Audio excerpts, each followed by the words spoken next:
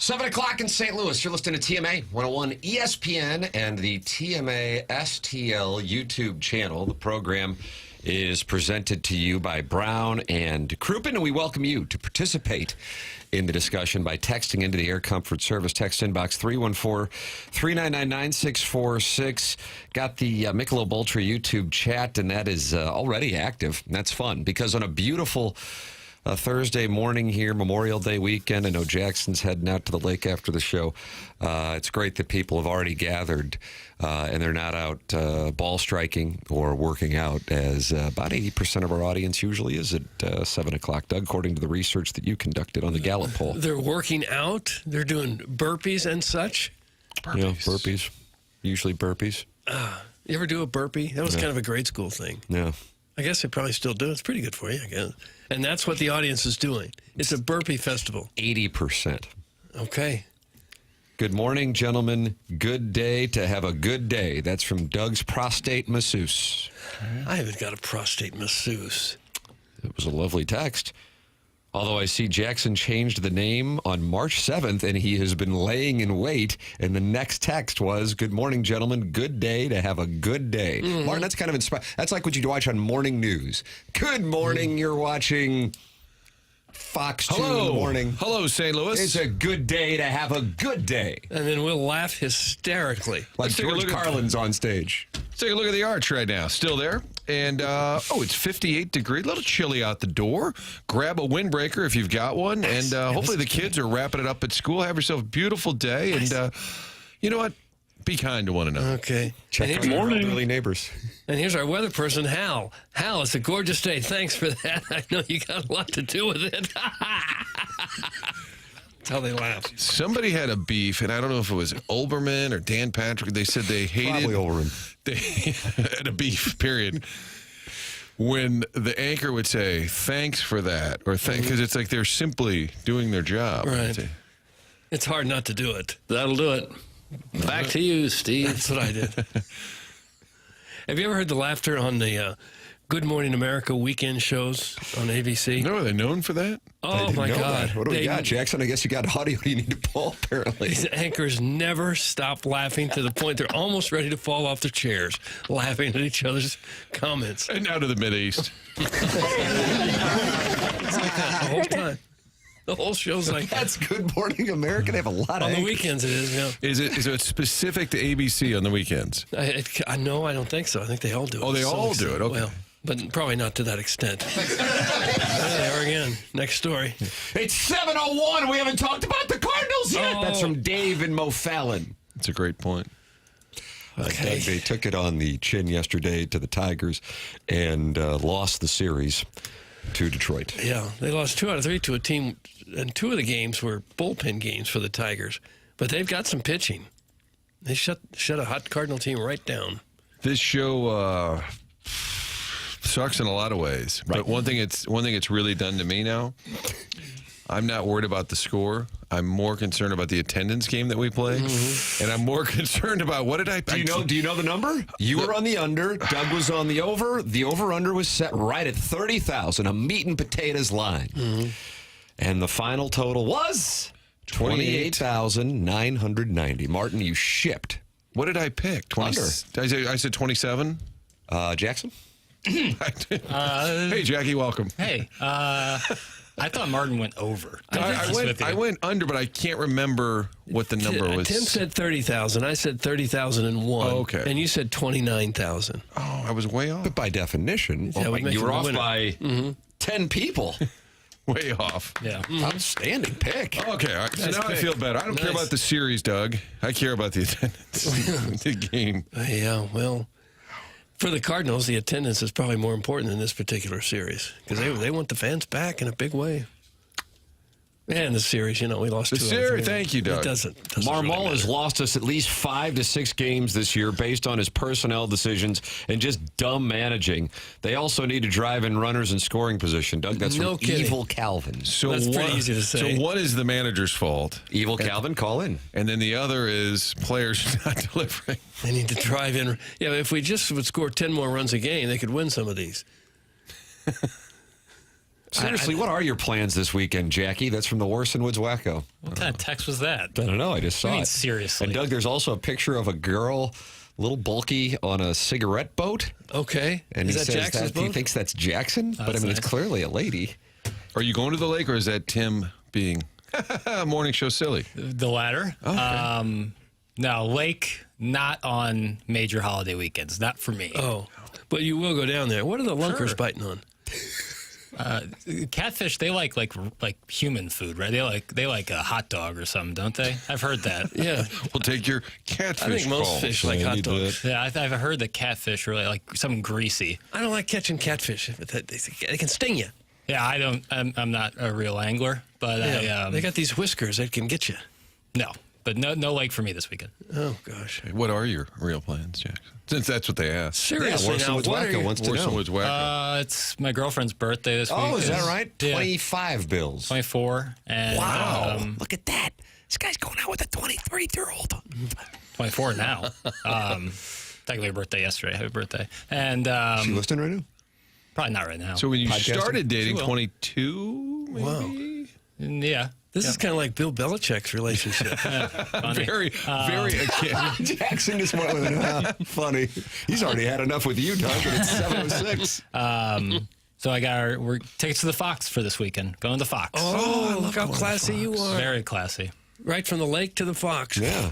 That's standard. It's gonna be fun. What's you fit to see? This show's called Anne Juliet. It's like a contemporary Romeo and Juliet kind of thing. Nice. It's gonna be fun. It's a great choice. She loves musicals, and so it's gonna be fun. Y'all finna dine? Yeah, for sure. Where? Thinking about making that Antoninos play again beforehand. The GM texted in and wanted Friend us of the there, show. right? Why don't we all meet you down there? It'd be great. Happy birthday. Little Sally. Yeah. Here's a bunch of people you've never met. To clarify, somebody asked Fox too with your girlfriend? You're going to the Fox Theater. But I'd be open to Swing by the two Fox well, just on to the see way. a sportscast live. Warson Woods Wacko wants to know what you got her for her birthday. Tickets to the Fox.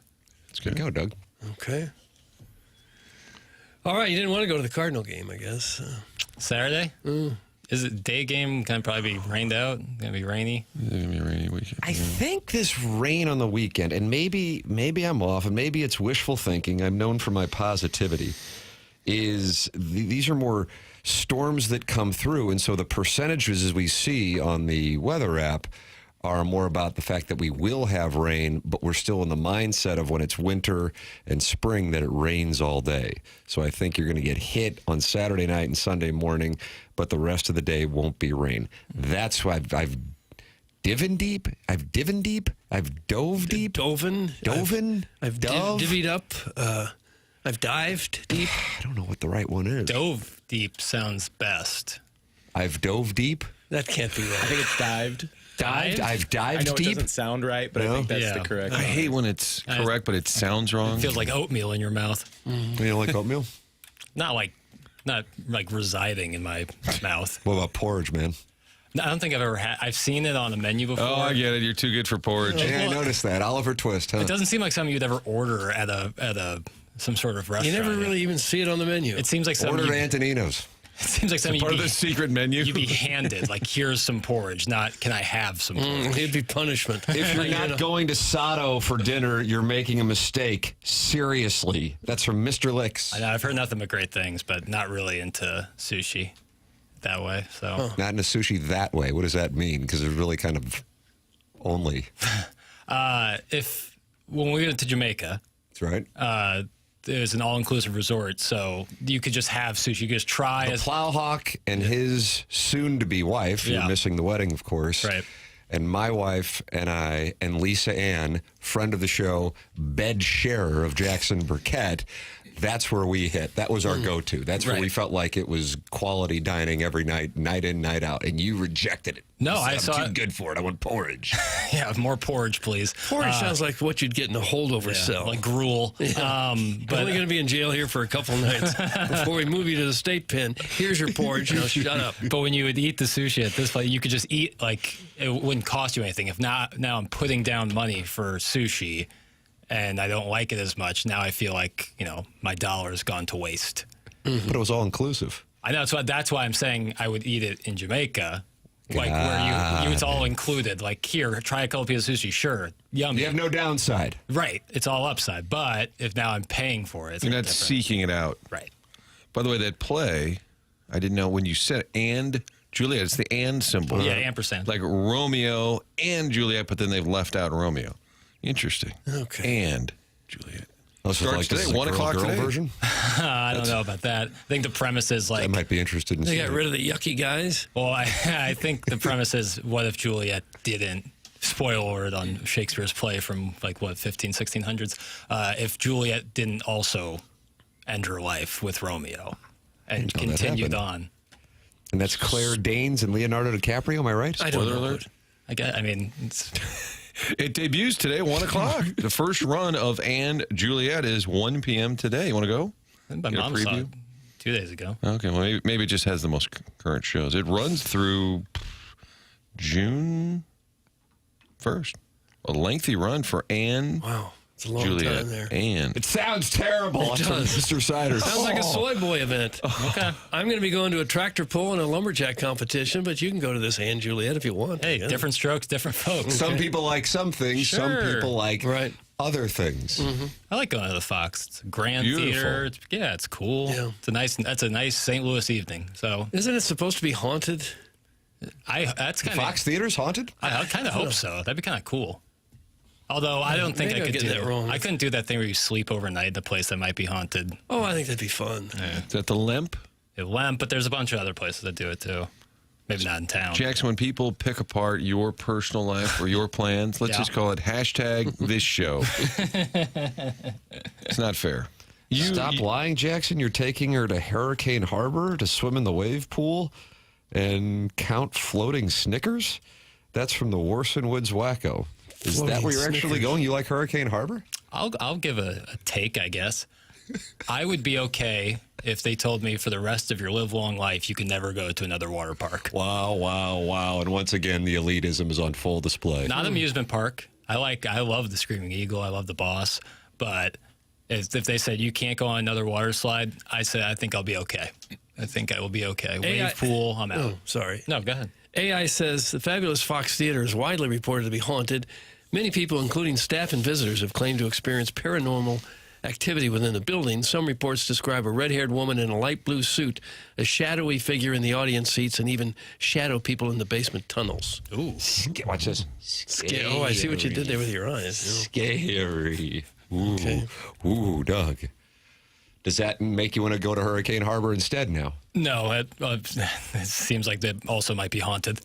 Hurricane Harbor is In a haunted. different way. The ghosts of XXL wet T-shirts. Oh, now we're going to weight shame people. That's what we're going to do here today. You see that wave pool, and it's just when you go in there with a white T-shirt, it's gonna come out see-through, and it's not gonna achieve your desired effect. Just let it hang out. Well, look for this at the Fox. Some individuals have reported interacting with spirits, including a spirit named Jeffrey, who wears a tuxedo and smokes. So look for him. It seems like a good hang. I stayed at the Lemp one night, went out and got hammered in Soulard, and then went rattling doors at 2 o'clock in the morning. It was good times. That's from the 217. So he got drunk, and then to scare the people who were staying there, he walked around and rattled the doors. That's probably what's happening. It's a tourist trap. It's just some drunkard trying to find his way home. It's listed. Whoever's on the closing shift at the desk, it's listed.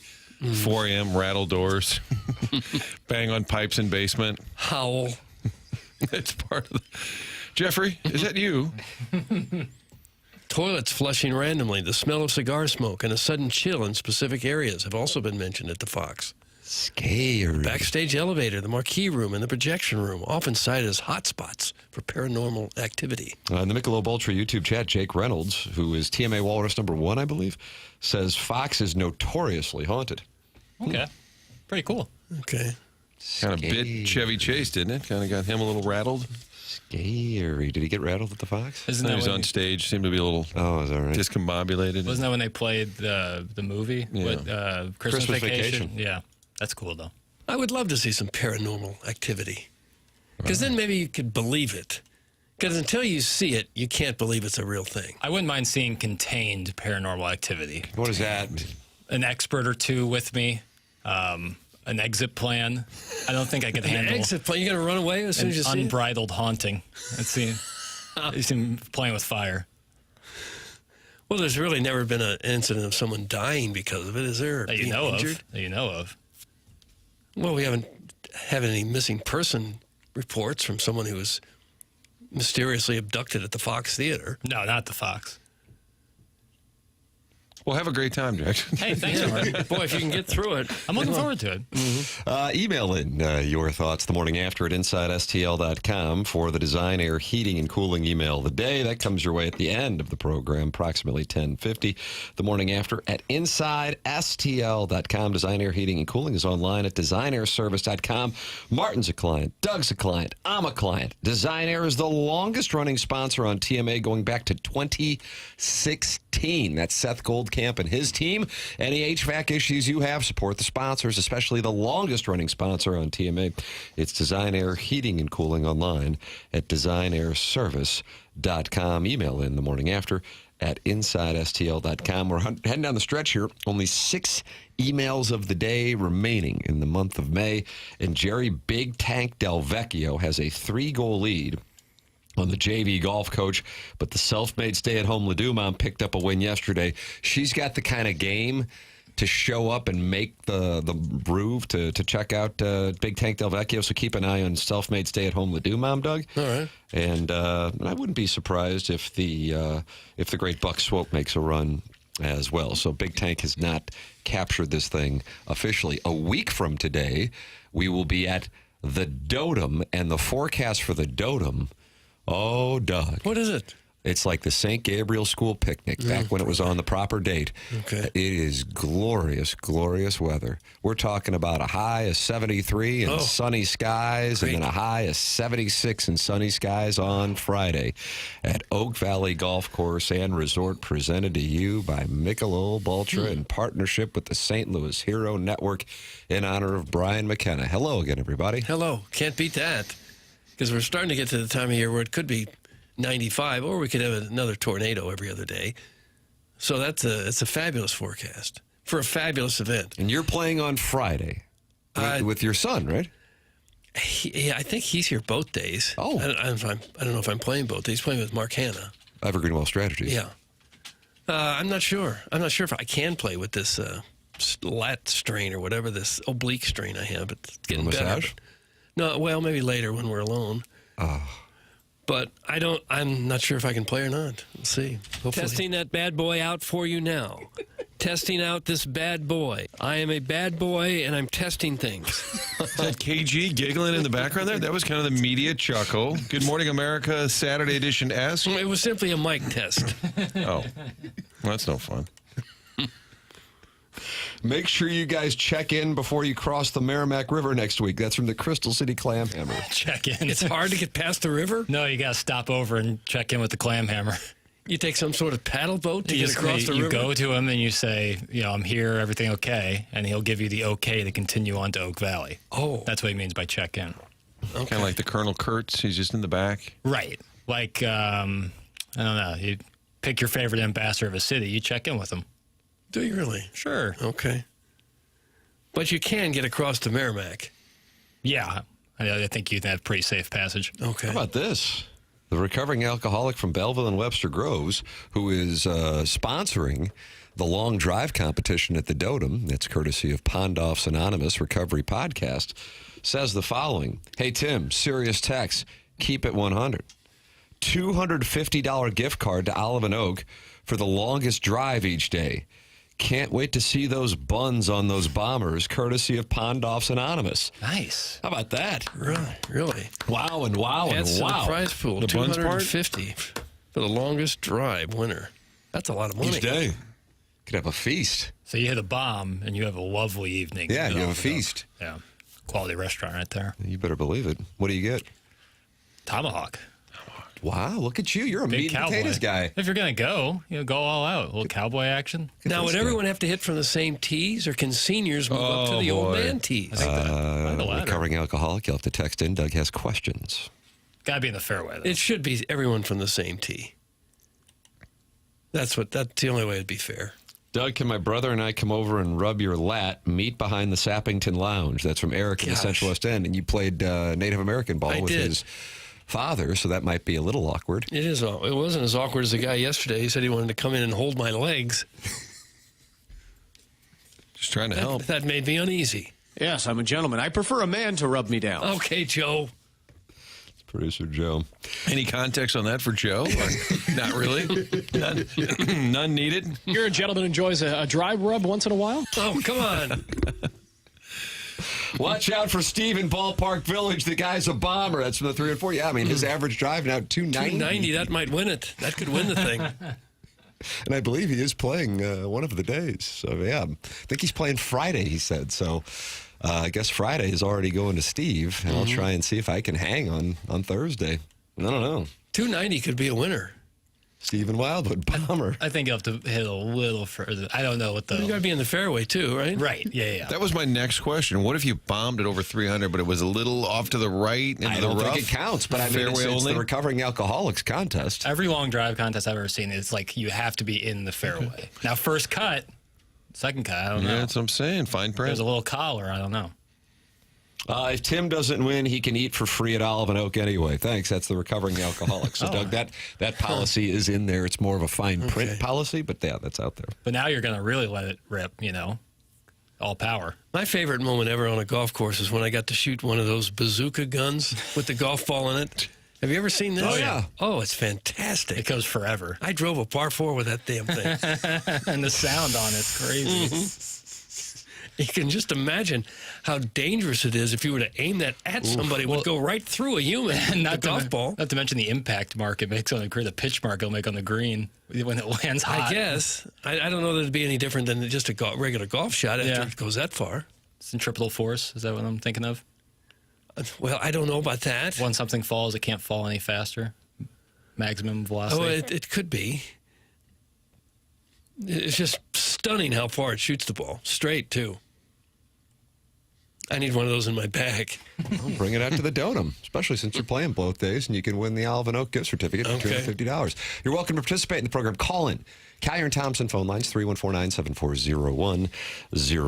Michelob Ultra YouTube chat is at youtube.com/TMASTL. That's where 170 friends have gathered this morning to watch the program and talk it over like Hot Shot Hit Foul. Jake Reynolds, Brad, Paranormal Paul, Tiny PP, he's omnipresent, and Kitty Bates, the name of Jackson's cat, all in the Michelob Ultra YouTube chat talking about the show and getting involved. Plus, you, of course, can talk it over by texting in 314-399-9646 Air Comfort Service text inbox. The program's called TMA. It's presented to you by Brown and Crouppen on 101 ESPN.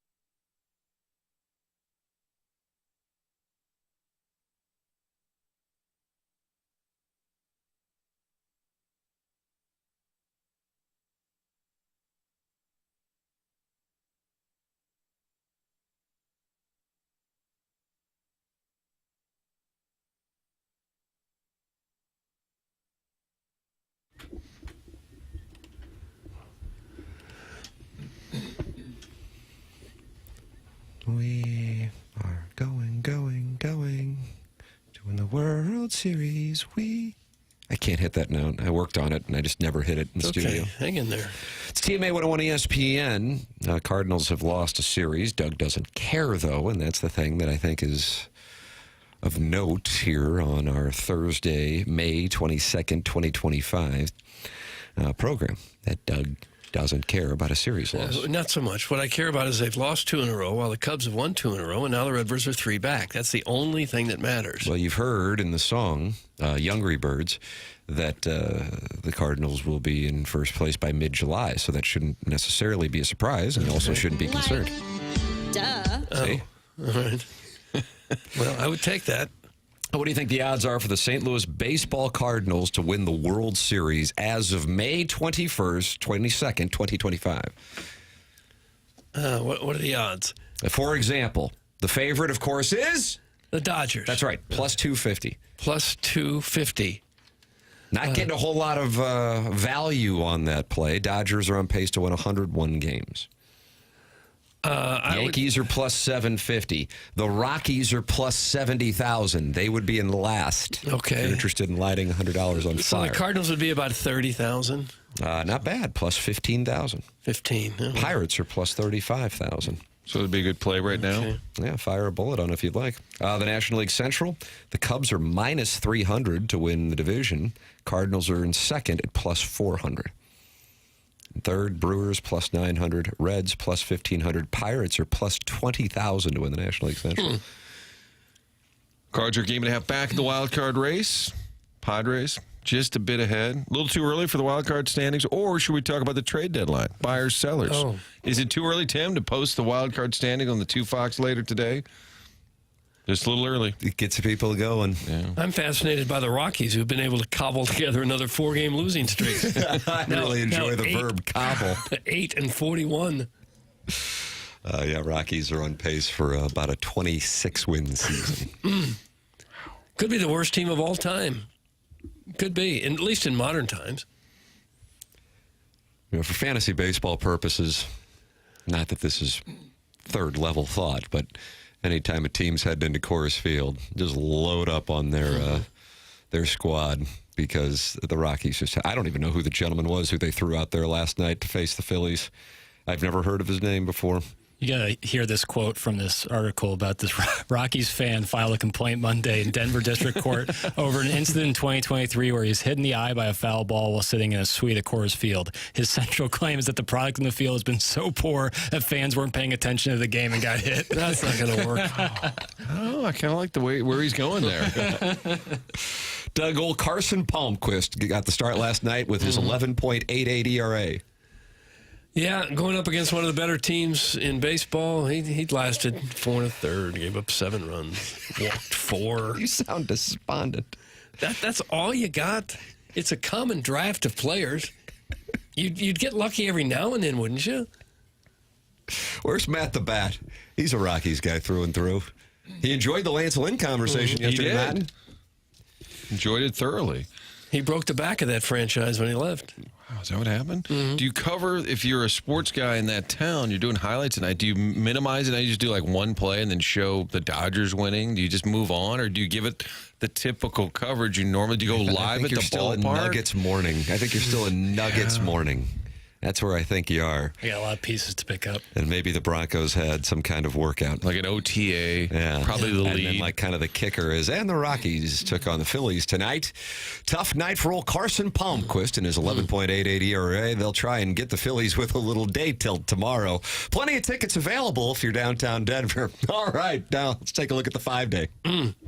But you can write the T's and say, coming up in sports, the Broncos bring in a free agent left tackle. And the Rockies, did they win tonight? Stay tuned. See? What's Dion up to?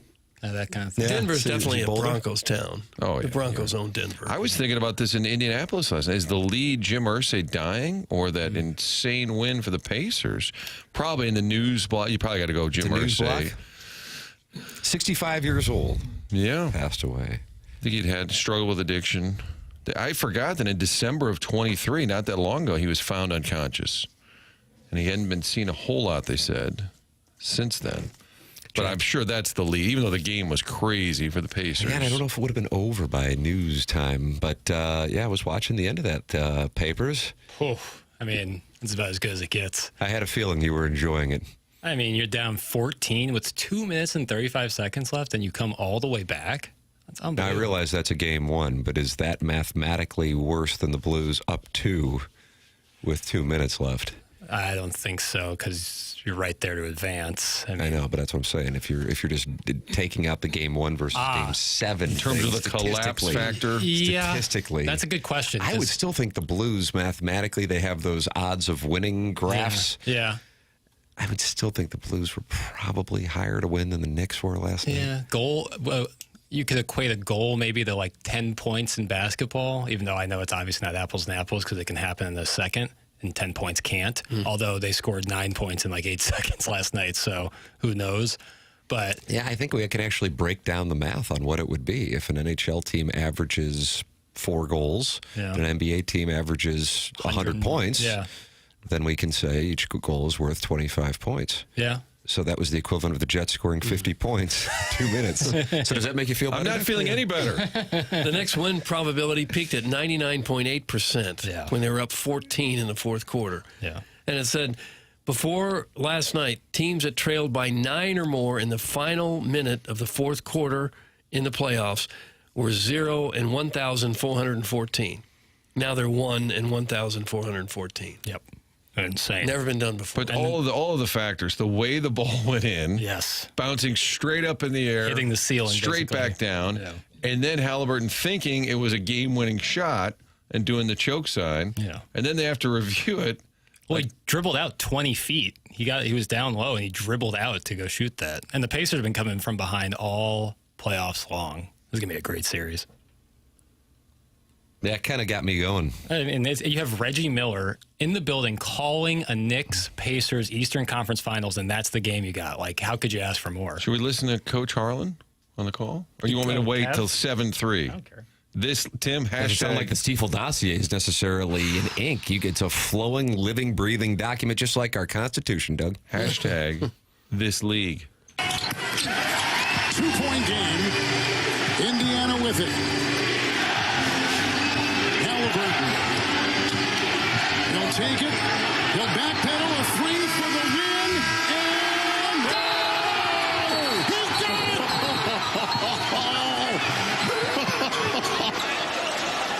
They got to make sure he got all the way behind the line. That's right. He certainly got it off in plenty of time. Oh, I think that's a 2. That is a 2. You're right. I think that's going to be a 2. That only ties the game. That ties the game. And he tried to give your choke sign to the Knicks. Oh. And the game's not over. What was that noise? Was it a barn door closing? 2 dribbles and a chain net swishing. Oh, chain net. Nice. That's from Jesus Shuttlesworth, and he got game. Yep. Good chain At net 90. working there. What do you think that was? 98? Oh, I don't know the years. I feel like 97? Oh, that's good. We're going to win. We're all over it. 98. 98. Of course it was. I like when people question me. Good luck. Speaking of which, Martin, no cash call needed is thank God Brat Summer struck out the final hitter he faced yesterday. Otherwise, you probably would have gotten a text from somebody asking for a wire. Took them all the 3 innings to get that second K. I guess the logic for that Derek Canty guy Oh, yeah. was that Brat Summer would pitch more than 1 inning. And he did do that when he would be the opener for the Tigers last year. And the gambling market was pricing him as if he was only going to pitch 1 inning. And so that was the reasoning behind it. I saw the I guess, showing the work on the thought process. And he did. He wound up pitching 3 innings, and he certainly could have pitched longer. The Cardinals weren't doing anything against him or anybody else for that matter. And unfortunately, I think they will look back on this one and go, yeah, probably should have won it. I mean, they've lost 3 of 4, but yet it doesn't feel like they really should have lost 3 of 4. Follow me? Yeah. Because those other games were right there for the win. Yeah. Yesterday, not so much. Yesterday kind of looked like last year's team where they struck out a lot and had no thunder at all. But it happens. You're going to see all kinds of games over a long season. Let's not get down on this squad. Ali Marmol talked about the loss and how facing a bullpen start, also known as Brat Summer, can challenge your team. Definitely not the result we wanted, but I would say, we matched up well against that group. I felt like that's a good lineup, good roster overall, and it was good to size up against them and see kind of where we're at. I think our guys handled themselves extremely well. Yesterday's game was a hell of a game. I enjoyed the back and forth. Today was a tough one. You just got to dig deep and give everything you got, knowing you got an off day and you get to rest and kind of reset. And I felt like both teams were in a little bit of that mode. And it's always, anytime it's a bullpen day and you're going to match up as much as they did, it's going to be tough on the offense. So they out-executed us, and were able to take that third game. But I felt like we played good baseball over the last 3 days. We really did. There's the bat. Base hit. I wonder, as Major League Baseball and the way pitchers are used continues to evolve, I wonder if bullpen games will become more and more common to the point where maybe they all become bullpen games, where you just have 12 or 13 pitchers and you want 2 or 3 innings out of every one of them every couple of days. Yeah. I guess routine, that would really mess up routine. Hence why. Yeah. But if that's the best way to win, the hell with the guy's routine. Yeah. And maybe it would cut down on some of the arm injuries, too, if guys didn't throw 100 pitches in a game. Yeah, well, Ali Marmol said facing a bullpen game is tough because of the matchups. Mm-hmm. I can see where it would be. Yeah. Where you see a different pitcher every time you bat. If they expanded the, like if it was like somehow like a 28-man or 29-man, yeah, I think 100%. But I think just you don't have enough arms to do a bullpen game, if not once a week or less. Well, some of these guys on the Tigers, some of them only threw 11 pitches. 2 of them threw 11 pitches. And you can do that every other day. Brat Summer only threw 37. Mm-hmm. Yeah. Trust me, the Tam Avenue Capital Partners were hoping for more because we also bet 3 strikeouts and we also bet 4 strikeouts. I don't know. Yeah. But the win, Martin, the win on the over of 1.5, we were now playing with profit and just trying to make more for you. Probably might want to have some liquidity though, maybe Monday after this weekend. Be ready. Yeah, just be ready for the cash call. There's another one coming. I just want people to be ready in case you got to move it around. So work some more overtime. If you could. Okay. So, Doug, we get the call, and he's over at Olive and Oak eating a free steak. That's correct. So we get the call. I earned it with the long drive. I don't like Ali using size up around Tim. Thanks. That's from Salty Bald Dude from Caseyville. Oh, no, I'm sorry. Salty Bald Dad from Caseyville. Okay. He said we don't size up well against him. Is that what he said? Or he did? He said they matched up well against him. He must have said size because this guy didn't like him using that sort of terminology around Tim. Fair. How we size up. So it was a measuring stick. That's something the media would typically bring up, and a lot of time a coach, manager would poo-poo that. Mm-hmm. He clearly took this as, hey, they're one of the best teams, if not the best team in baseball, record-wise. How did we match up? I'm glad that he admitted that, because we look at it, on the outside, we always look at those types of matchups and say, measuring stick. And then the team, oh, no, it's not a measuring stick. We don't look at it that way. Go eat some hot dogs. That's implied. They don't say that, but start browbeating that's the media. implied. But I'm glad he said it. Hey, guys, fun fact. Spencer Torkelson is my soon-to-be cousin-in-law. That's from Fulsey. That's cool. Yeah, good ball player. All right. Can you get him on the show for us? Thanks, Fulsey. Soon-to-be cousin-in-law. Okay. Well, that's nice. Might get some tickets that way.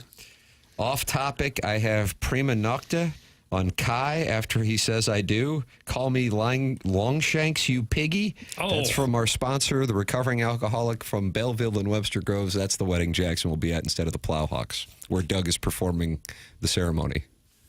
And he would like to be called Longshanks now? Correct. Yeah. You piggy? That's probably tough. I didn't know he was coming out Cape Way in the June. That'd be nice to see him. But, So he's Prima Nocta, not with his wife, but with Kai himself? Yeah. It seems a touch archaic, Mm-hmm. You don't think that's still going on? Like, did they do it as a tribute? Like, that was like a tribute? I don't know how much of a tribute that is. Or it was like, do it or I cut your head off kind of thing? Have you not had a chance to watch Braveheart? No, I have, yeah. I just didn't know, like, what the blanket use of that kind of strategy was. Okay. Your thoughts on Prima Nocta? 314-3 3999646. You can also discuss it in the Michelob Ultra YouTube chat. I mean, today would be a perfect day to go out, Doug, and compress that ball. See if you can get the proper shaft lean, and then celebrate with a Michelob Ultra, 95 calories, 2.6 grams. It's only worth it if you enjoy it. On a day like today, you're going to enjoy it, brother. And it's also the sponsor of the Dotem, and the Dotem returns a week from today with a glorious forecast. The Dotem presented to you by Michelob Ultra, just like the YouTube chat. Tim McKernan, Doug Vaughn, Martin Kilcoyne with you. The program is called TMA. It airs on 101 ESPN and the TMA STL YouTube channel.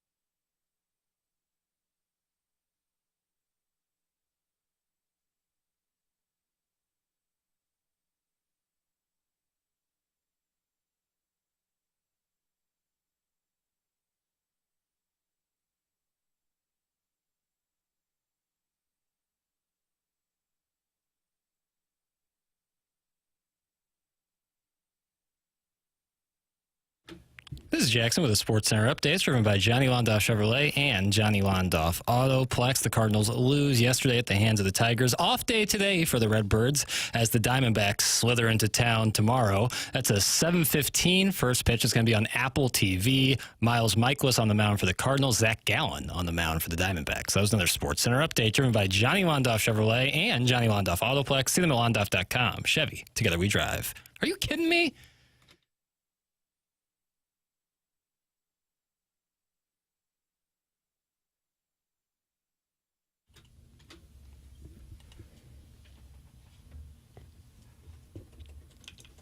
Doug, is this Johnny Gill? My. I just don't know at this point. That's correct. Happy 59th birthday to Johnny Gill. And he's represented by Bill DeWitt III's wife. Am I correct on that? Really? Ira? Yeah. She is in the music industry. And that's why he would be singing the national anthem at the World Series here in St. Louis. Am I correct on that? I just don't know at this point. But then they had Rascal Flatts sing the national anthem, and the Cardinals have not won a World Series game since. So producer Joe, in the moment, told us that would happen. So Chicago had the Billy Goat. St. Louis has Rascal Flatts. Okay.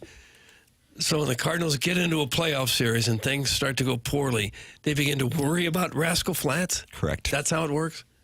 Take a listen to this. Well, this isn't My. And this is from the Boomerang soundtrack, is it not? Yes. And Johnny Gill replaced Bobby Brown in New Edition. Am I right on that? At this point, I just don't know. Do you care? I know you don't know, but do you care? Not that much. Okay. Well, I'll have to explain this to my kids later on this evening. Set them down. Speak nicely. Reassure them they'll be okay. Confirm that Johnny Gill replaced Bobby Brown in the Air Comfort Service text inbox 314-399-9646 or in the YouTube channel. That's youtube.com/TMASTL. One of the things that people oftentimes will say, and it doesn't matter what market you're on, you hear another team's broadcast and you go, oh, I don't like that broadcast. I think part of that is because subconsciously you're used to your team's broadcast, and so anything that sounds different doesn't sound right. Now, with that said, I was listening to clips of the Tigers broadcast when I would go back and watch the YouTube highlight package before coming in here, and they would play some Chip Carey and some Tigers broadcast. And the Tigers broadcaster, anybody? Nurse. Jason Benetti. That's correct. Left the White Sox. Got out of there in time. Yes, he did. Good time to sell the stock. And he was not happy with Victor Scott yesterday? Yeah, so if you remember Victor Scott, when he tried laying down the bunt, it ended up hitting in the hand. The Cardinals challenged, and he just got a dead ball strike. Here's the call from Mr. Benetti. Okay. With an opener in front of him, but it's not like he's not used to this. And Scott goes tumbling down. That's a fair baseball, and his cadaver is out. Wow. Dylan Dingler tags him as he is a chalk outline from Hollywood on the ground, and there's one away. His cadaver goes down. Yeah. I missed the play. Did he act like he was dead? Well, he was hit in the hand. Well, yeah, but you usually don't act like you're dead when you get hit in the hand. He rolled down to the ground, but he wasn't writhing in pain or knocked unconscious. He got right back up pretty quickly, and it was ruled that he was not out, that it did in fact hit him in the hand. Okay. But he offered at it, so strike. Man, that hurts, though, to get hit 95 miles an hour in the hand. Oh gosh. The next pitch, he grounded out to second. Okay. Well, it's a good thing he didn't break a bone or something. Yeah. Do you like the term cadaver? It's kind of funny, From the away broadcaster, it's funny. Sure. Your own guy would never say that about your guy, but you'd say it about someone on the other team. And if you're the home version, what do you say? Oh, my goodness, is he okay? He's throwing at him. Chip was given a lot of love to, I guess the crew chief's name was Bill Miller, for the way he handled the challenge. Okay. Chip was giving them love. All right. Well, I'm glad Victor wasn't hurt. Right, that's the main thing. Friend of the show. But isn't coming on. Is Robert Thomas coming on? You know what? He's on my list to follow up on, and today is towards the end of the week. I'd say. I believe our last correspondence was maybe towards the end of the week. Yeah, I want to fire the challenge at him. Okay. See what's doing. I mean, I'm a soft cap right now. 7:53. It's summertime, out of season. Wait about a half hour or so. I did it like at 5:43 Well, in season. Yeah, he got the TMA bump. He kept scoring goals right after you would text him early in the morning. Right. It's good vibes. Yeah, let's follow up on that. Well, they're not happy with me, Doug. Oh, no. Nobody cares about Tim's random trivia knowledge about non-sports related topics. Stick to baseball. Doug, that's from the 314. Okay, we'll stick to baseball. Guardians whooped the Twins 5-1. Go to hell. Mets got the better of the Red Sox. Let's run through that. No, you have to 5-1. weave in. Well, let's Yankees take a look at the clipped junior circuit. Rangers 5-3. Tigers got bit. He's going to have to grow up. Blue Jays in a laugher over the Padres 14-0. Phillies took the measure of the Rockies, but who doesn't? 9-5, your final there. Big gaping holes. Mm-hmm. Is that Uncle Rich? Yeah. Who Angels did? doubled up the Athletics. I always hated that one. They doubled them up 10-5. Go over in the junior circuit. Yeah. Uncle Rich tweeting about Sirianni's contract extension the other day. Used it as a chance to promote his book sales. He said now that Coach Sirianni's got a new deal, he can buy more books. And he used the picture of Coach Sirianni reading. There's a snake down there? That's correct. Did he tag Dan Orlovsky in the... I don't think he did. But because of Tim, I'm now on a Johnny Gill page for booking events. Nice. Minimum fee range between $40,000 and $75,000. Really? Would you like to have Johnny Gill come by the barn off and perform? He can do My, and then, of course, the encore would be Rub You the Right Way. It would have to be a charity event that he would have to accept a non-payment. That is a fun game. $75,000 for him. A fun game to play is like guessing how much someone costs to book. Submit your request here. We'll Company get him to the name. totem. You can do the opening shot. Does a professional hockey player really want to play golf with a radio host and his pale servant? That's from Gooner Reloaded. How did I get dragged into You it? got nicked. How did I get dragged? Aren't you just on the bag? Nobody is safe in here. What? Aren't you on the bag? What, like, Tim? like looping? Yes. No, I don't caddy. His pale servant. Oh. Anti-porridge, anti-carry. Yeah, I caught that. It's not a shot. That's not what I'm good at. Wellington's going to be calling in. But these are pro jock. It's different. Pro jock. That's what Bill Murray called himself in Caddyshack with the Dalai Lama. Oh, yeah. I'm a pro jock. Please step off our sweet Prince Timmy. Talk about whatever you like, sir. That's from the 314. Watch your mouth. Watch your mouth, Dan Orlovsky. Can we please stop trying to make Blues talk happen? Let's talk more NBA, please. That's from the Lord of the Raider, Greg. Martin, no matter what the topic is, they're not happening. No, they're not. They're not. Not with us, they're not. What would you like to hear? All we ever get is what you don't want to hear. That's right. Hey, we'll Enough of the NBA talk. Nobody cares about hockey. Nobody cares about St. Louis. Cardinal talk stupid. You guys suck. 4 hours of dead air. Hey, guys, I was listening to the Skelly yesterday, and we have a controversy on our hands. You know, there's TMA. There's a TMA channel, Doug. It still goes on. It's, I think, the bane of Jackson's existence, but he won't acknowledge that publicly. It's 105.7 HD2. Generates $0 in revenue, but Jackson spends how many hours on it each? Each week? 2. Okay. Yeah. Oh, spread out, you know. And oftentimes there are complaints about what's on the skeleton, Martin. Martin's is shaking his head. He's starting to enter the defeated territory. Hey, guys, I was listening to the Skelly yesterday, and we have a controversy on our hands. Jackson stated that on his dating profile, he used a picture of himself with his sister's dog. Is this a stolen valor situation with Jackie Papers pretending to like dogs to attract women? And is this how this fraud met his current little lady? That's from Big Tough. I'll take the second part first. No, that's not. Different app. Yes, stolen valor. I am a fraud. There we go. Huh. Okay, so 2 questions have been answered, I believe. Okay. German knows the dog pick. You get a huge bump.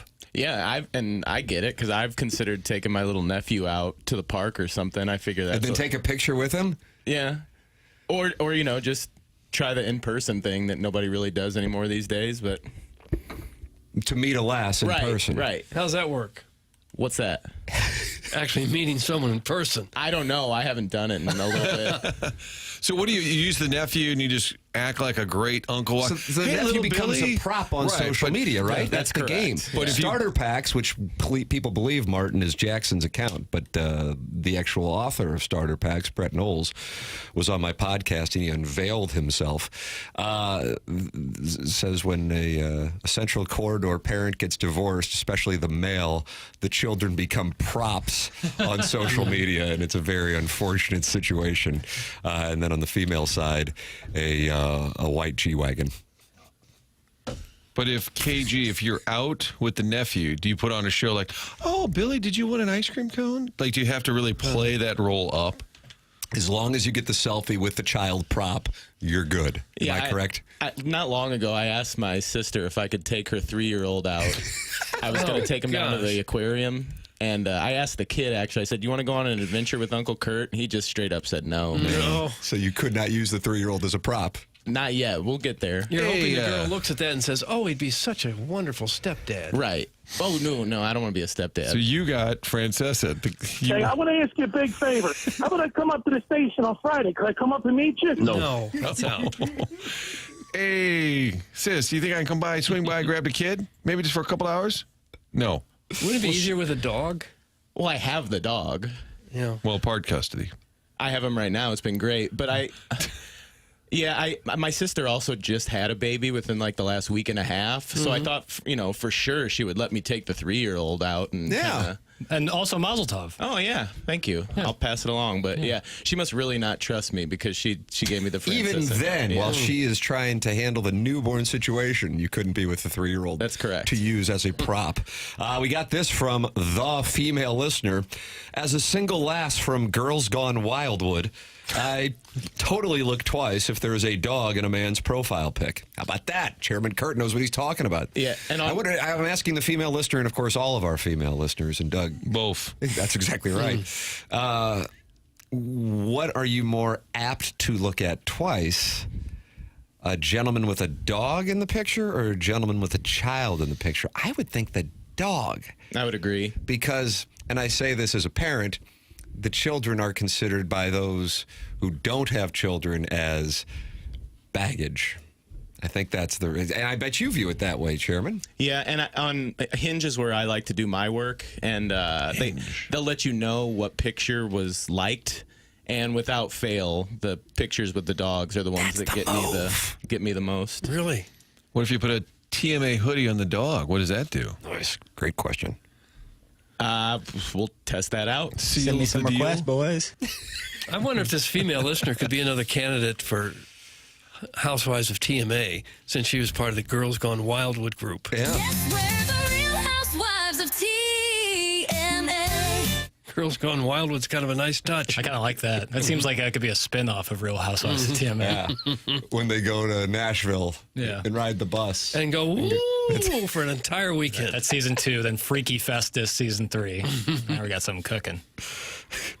Lying about your age at a wedding, using a kid as a prop, and wearing pearls is the saddest S ever. That's from Ernie Bjorkman, Chairman, and now you've been hit. I don't remember lying about my age. I'm pretty upfront about my age. And you wore a pearl necklace? I break out the pearl necklace from time to time. And so did Quinn Matthews in our spring training interviews. Am I correct on that, Doug? Ernie Bjorkman's doing it. Dog, dog, dog. 1,000 dog. Who wants to deal with someone else's kids to manage? I wouldn't like my own kids if I had them. That's from Real Housewives of TMA star Sharon in Clayton. And she wouldn't like her own kids if she had them. That's correct. That's sassy. Well, I could see where a woman would say a dog is fine, because even if I don't like the dog, it won't be there forever. Sharon lies about her age. That's from Sharon's Ledoux pool boy. They're sideways. How would he know about that? How would he possibly know about that? He does work for her. He's the pool boy. Oh, okay. Yeah, I hadn't even thought about that. Flip off, Sharon. That's from the 314. They're getting frustrated with her. Chairman Kurt should just take a picture with Tim and put it on his profile. The ladies might think he's Tim, and he can have his pick of the litter. That's from MD 2020. No, that's stolen valor. I don't want to use Tim in that way. How many dating sites are you on right now?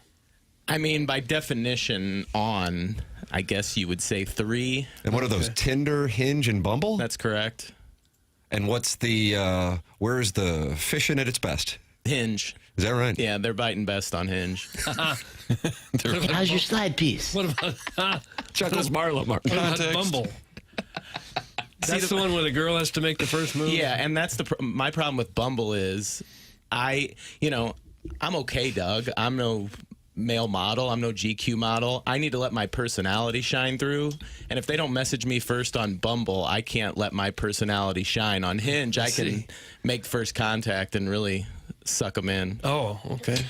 Well, maybe you're wasting your time on Bumble. I don't spend much time on Bumble. Have you tried farmersonly.com? No. I guess I do have those Jeffco roots in me. Mm-hmm. Sure you do. Can I take a picture with you to use on the profile? Yes, you just could. do a little social experiment. Sure, if that would help. My buddy wears a Cardinal replica world championship ring anytime he goes south of Manchester and says it's like shooting fish in a barrel. Gullible women down there. Oh. It's from the Warson Woods Wacko. So pretending to be like a former player? Well, now that's the question. Would you say former player or front office? Front office, a good ring, more believable. I don't know, Warson Woods Wacko, you'll have to elaborate. Although and they're baseball. shooting fish in a barrel when you go south of Manchester and it's considered down there? I've got a landing strip. Nobody really shoots fish in a barrel, do they? Warson Woods Wacko's buddy does. Anywhere south of Manchester. Sharon in Clayton is not happy with those accusing her of lying about her age. I've never mentioned my age here, and when I do, I never lie. I'm way more fit than Peeps half my age. That's from the star of The Real Housewives of TMA. Sharon in Clayton. God, these texts are unbelievable. And Doug, I think they would get the WXOS license revoked by the Federal Communications Commission if I were to read them. You can text in, however, and just realize that we have to stay within the parameters of terrestrial radio in order for it to be read. 314-399-9646. Same policy for the Design, Air, Heating, and Cooling email today, the morning after at InsideSTL.com. This is TMA. It's presented by Brown & Crouppen on 101 ESPN and the TMA STL YouTube channel.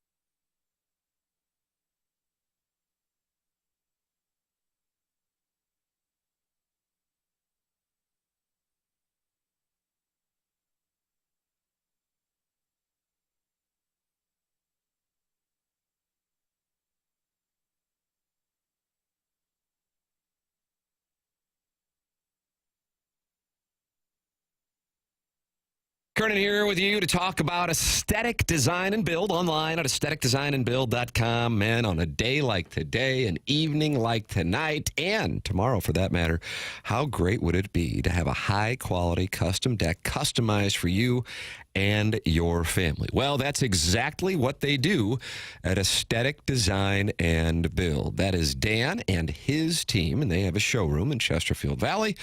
And I checked it out, saw it firsthand, was so impressed, had them come to my home. You can call them if you would like at 636-532-5008 or visit them online at aestheticdesignandbuild.com. They really are a design company, and they think outside the box and offer unique solutions and designs for your outdoor living projects. So impressive that they have return customers who, even when they move and then they start a new project at their new home, they use Aesthetic Design and Build, which speaks to the caliber of work they do. It's aestheticdesignandbuild.com. Call them and let them know that you heard about them on TMA. The number is 636-532-5008 or visit them online at aestheticdesignandbuild.com.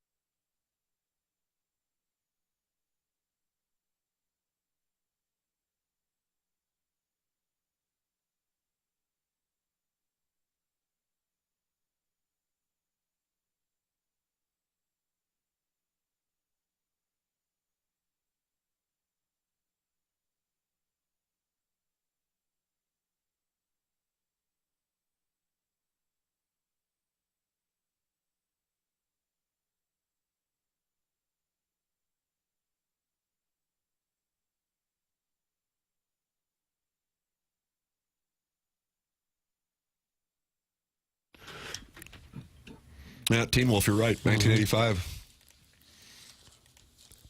Pointer Sisters? I just don't It says here remember. the Wolf Sisters. Wonder if they had a contract issue and they just changed their name.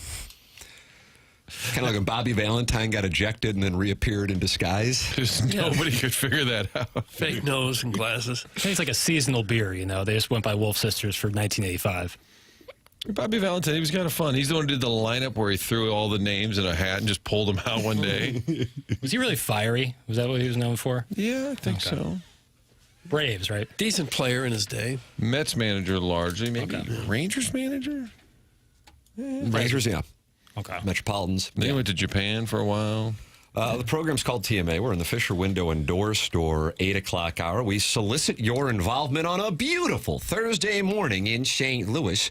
Collier and Thompson phone lines, 314-974-0101, or feel free to text into the program, 314-399-9646. And, of course, we got the Michelob Ultra YouTube chat where a couple hundred friends are in there talking it over, Doug. Crystal City Liquorman's talking to the Rogue Onion and Dogtown Ty. And Big Blonde Dan's in there with Tiny Pee-Pee. So it's a fun time. And the guy's name is the Crystal City Liquorman? That's correct. Okay. And he says Sharon's probably just a dude named Shane anyways. That's what the Crystal City... No, I know that's not the case. Oh, yeah, you've met Sharon. I've met Sharon at a Blues game. Mm-hmm. Wonderful woman. So do you feel like she's got an advantage? Maybe the other ladies at the auditions will feel like she has an advantage because you already have a rapport with her. Well, I don't know that I have much of a rapport, but I've met her. Fabulous gal. Whether that gives, I don't know what an advantage would be, what they're looking for. It's not a competition, is it? To win the Real Housewives spots. Oh, okay. Yeah, I mean, hundreds of women want to be on this show. But We you're only haven't got taking hundreds of 4, women right? listeners. We got a couple. What? Got caller Ellen. Yes. Got Ellen the female could be in listener there. from Yes. Girls Gone Wildwood. Mm-hmm. Last night, the Stars scored 5 unanswered goals, and they were down 3-1 going into the third period, and then rattled off 5 to ship the Edmonton Oilers, who had to go into the third period feeling pretty good about things, and then 5 minutes into the third period, approximately, they were losing, and that's what the Stars do. They can get you and get you really quickly. Here is Leon Draisaitl following the game. I'm anxious to hear what this is because he can sometimes be what you would describe as a banty rooster. He doesn't like when their defense is questioned, Doug. Mm-hmm. He even said before this series, how many times we're going to talk about it? And then they gave up 5 goals in the third period. Yeah, maybe talk about it again. All right, go ahead, hit the lever, please, Pale. Okay. Stand by for set audio. Just penalties. Obviously couldn't come up with a kill, and then game got away from us a little bit through the kill, and obviously then a power play when you have a chance to tie it up wasn't much better. So just look at it, correct it. You guys, it seemed at even strength through the first 40 minutes or so. You had pretty good formula going on, and maybe just what happened in the third there where you couldn't get back to that. Well, I mean, we give up 3 goals in a row on the kill. It just kills the momentum, and then you're chasing the game. The game changes from there. So we got to be an awful lot more mature than that. Hit the goalpost. That's all I can hear now. No matter what the guy says in the soundbite, all I hear is the sounder at the end. And you're wondering, okay, when's this bite end and what is it going to sound like? I thought he was going to get banty. He never got banty. No. I don't think he could in that situation. He's already played that card. Stop talking about our defense. Now, there were 3 power play goals. But that's still, I mean, it could be even more damning if you can't kill 1 penalty there. What do I know? Both the NHL and NBA games last night had miraculous late comebacks. Yeah, great games, both of them. Mm-hmm. Nice observation, Doug. Are you beating beating the texters to the punch? Mm-hmm. Self-report card, I like that. I mean, both 2 games that you never see, really. Right. 5 goals in the third period to come back and win. Yeah. That's the last time that happened in a playoff game. Right. He said crowdsourcing. What would they have done to help? A nice segment. Feels good. This is very self-aware. This is a resume reel segment. Right to Billings. if the Pacers lose in overtime, that Halliburton chokes on, that'd be just it'd be ESPN Takey You'd Center. have to sleep at the Garden. You couldn't leave. They would lose their mind. You couldn't walk. It was a premature choke job. Yeah. Oh, Are you doing Greeny? No, it's just an example of somebody on the East Coast hosting a morning show on ESPN. But it's not Greeny. It will never not be hilarious to me how NBA games with the best players in the world end with the worst effing shots outside of second grade CYC hoops. That's from Arbor Day. Yeah, Knicks didn't get. Well, Karl Anthony Towns had a good look there at the end of overtime. Jalen Brunson's probably was not. But Halliburton, if that air balls, you'd be like, that's the worst shot I've ever seen, but it went in. That's how good these guys are. That was the worst shot you've ever seen? Well, he dribbled it back 20 feet and it was like a fadeaway. He has a weird-looking jumper. But it could went have down. taken the two-pointer and just gone for the tie there. But yeah, he ended up just kind of going for the tie. But Yeah. yes. But he obviously did that, try to get a three. Kevin Harlan approval rating, is he about a 95? I think he's 96? way up there. I love Harlan. It's rare in 2025 for a broadcaster to have a 95% approval rating, but I think he's probably there. Vince Scully might have been the last one. Mm-hmm. I think you're right on that, Matt. Like Al Michaels was always really strong, but then he got bored by some of the playoff games. and then like he was calling Amazon games. Like, I don't know who's out there. Well, they That's give him fine. like Bucks Browns. You know, like make spin gold. He out of showed this. them. I don't remember the last network guy I watched a game and thought, oh, this guy's so bad, I don't want to watch this anymore. I don't remember that happening. But that's you.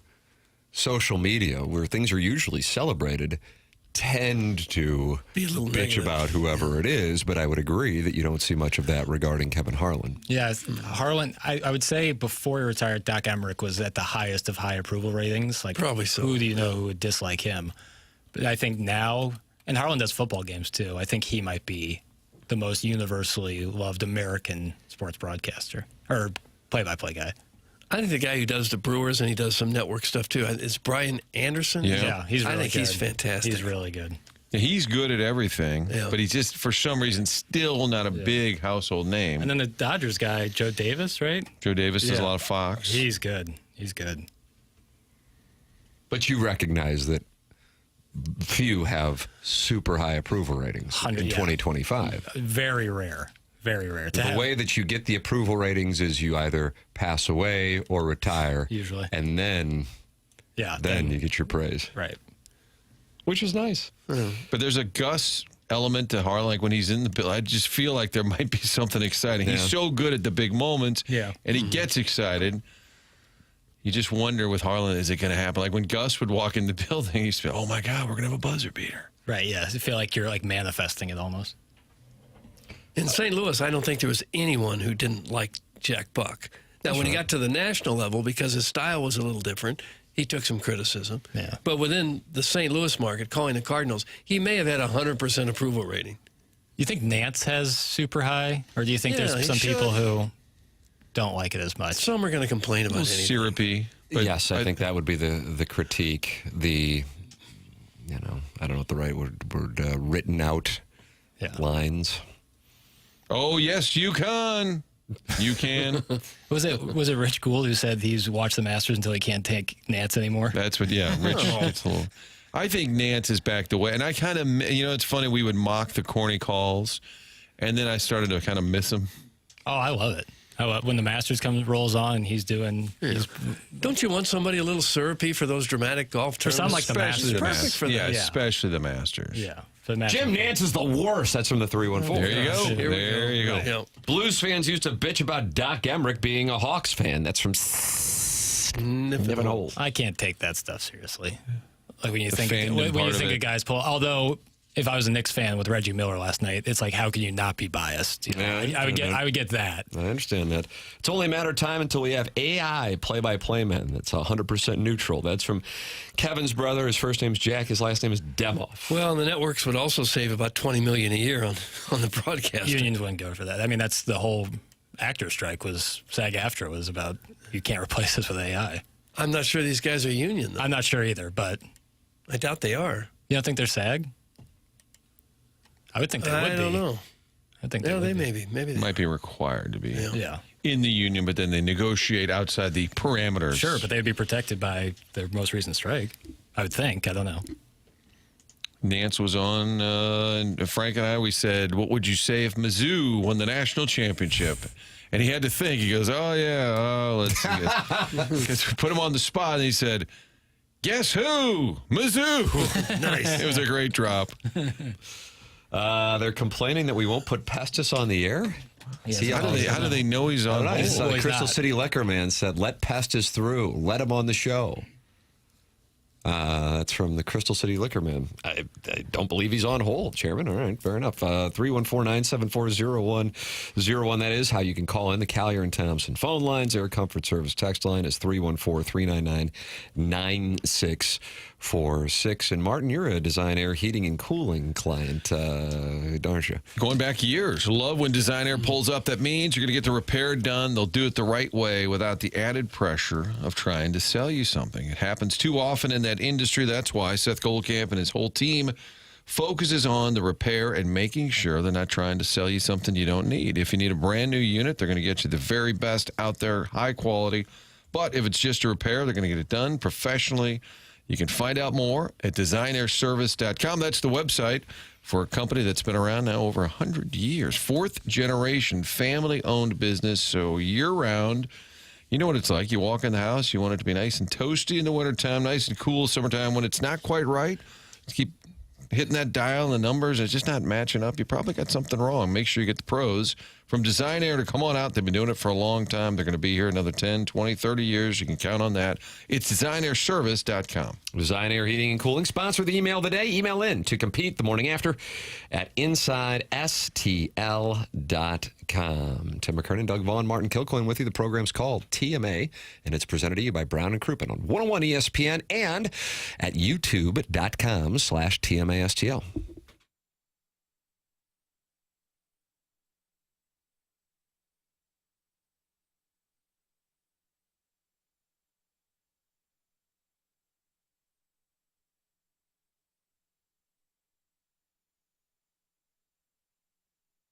When it's time to load up on groceries, you're looking to save money, it's tough right now, so Schnucks is doing everything they can. First, they lowered the prices on over 2,300 items, including Jackson Stoke Coffee, and they continue to find more items that they can reduce the price on. They've been trying hard to do this. It's not a flash sale. This is not get in there today or tomorrow. These are prices they have permanently knocked down. You'll also see the digital shelf tags notifying you of more savings. These are everyday savings at your neighborhood Schnucks. So stop by. Also download the Rewards app. That way you can keep track of all things on your phone there, and also pay you back every time you check out. You add to your points total, and eventually you go in there and they say, you got $20. You want to use it? $30. You can pile up the points when you're shopping at Schnucks, and you're saving money on more than 2,300. It just keeps growing, the number of items that have been marked down. Stop by Schnucks and look for all those everyday savings.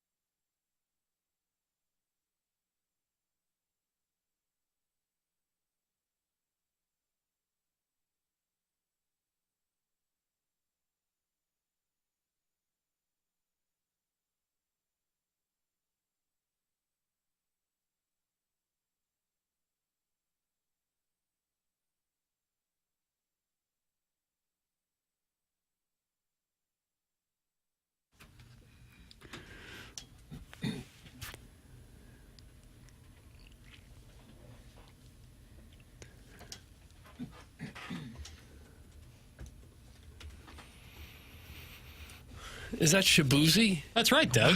Good on you. You are having a big show. Big show for me. I think a lot of people think Shabuzi's a one-hit wonder. He's a great musician. I'm a big fan. Doug, are you buying Shabuzi stock? Yeah, he's had a couple big hits. At least the one big hit that I know. Massive hit, but then a lot of his other music's really good. Jackson's on board. I didn't think you were a country music guy. Not really, but he incorporates some hip-hop elements to it that I really enjoy. He's got a song with Big X the Plug that I think is outstanding. How do you like his song with Big X the Plug? I'm probably unaware of that one. The Drink Don't Need No Mix is what that one's called. Yeah, I've listened to some more Shabuzi. It's kind of come up on my shuffle. The Drink Don't Need No Mix? The Drink Don't, yeah. The Drink Don't Need No Mix. Yeah, it's a lot of fun. I like Shabuzi a lot. Okay. All right. Well, we got that. If that gets me into that might get me into country music, slowly but surely. His stage name originates from a mispronunciation of his real last name, Chibueze, and somebody called him Shabuzi. I like stories like that. That's a nice story, Martin. You're having a big show, too. Everybody's starting to really kind of... Because Eric in the Central West End wants Jackson to be replaced by AI. So I guess not everybody is... Nope. Would AI go into the dossier and update things? I just noticed that we have attendance standings in addition to the Cardinals series wins. Jackson, give us updated attendance standings. This is for the guessing game? Yeah, so I gave everyone one. I said, kind of since I can't remember, tracking back, everyone has one correct. So on a Cardinal game, everyone takes the over-under on the projected attendance, and I'll keep standings. All right. Yeah. We all have one. All have one. I think that's fair. Everyone starts with one because I can't track going back a week or two. And everyone gets a trophy. Well, not yet. It feels like we all get a trophy if we have at least one win. Come the end of September, someone will win. The Cardinals series wins, a.k.a. the real record in the Stiefel dossier, wins 9, losses 6, split 1, attendance standings, Martin 1, Jackson 1, Tim 1, Doug 1. Yeah. It just feels like we're all getting a trophy just to start with, a ribbon maybe. It's just like the free space and bingo, Maybe Doug will feel better if you take his away. Give him a 0. Then maybe he'll feel better. Would you like 0? But you got one right 2 days ago. Oh, okay. So now you do remember. I do remember. Mine was earned. Were the other two earned? I won Martin got it yesterday. Okay, his is earned. Wasn't sure. Tim always, Tim's getting one. Oh gosh. That's the right thing to do. I agree with that. That was a good strike. 209 friends have gathered at youtube.com/TMASTL to complain about Mr. Licks. That's in the Michelob Ultra YouTube chat. Licks is horrendous. That comes from John Travolta. Licks has chimed in today. They're doing Mount Rushmore of worst callers. Oh, is that right? Okay, got it. All right, now I understand. I just look in there and I read the first thing that I see, and it's the last comment that I saw. You can call in 314-974-0101, Collier and Thompson phone lines, and you're also welcome to text into the program, 314-399-9646.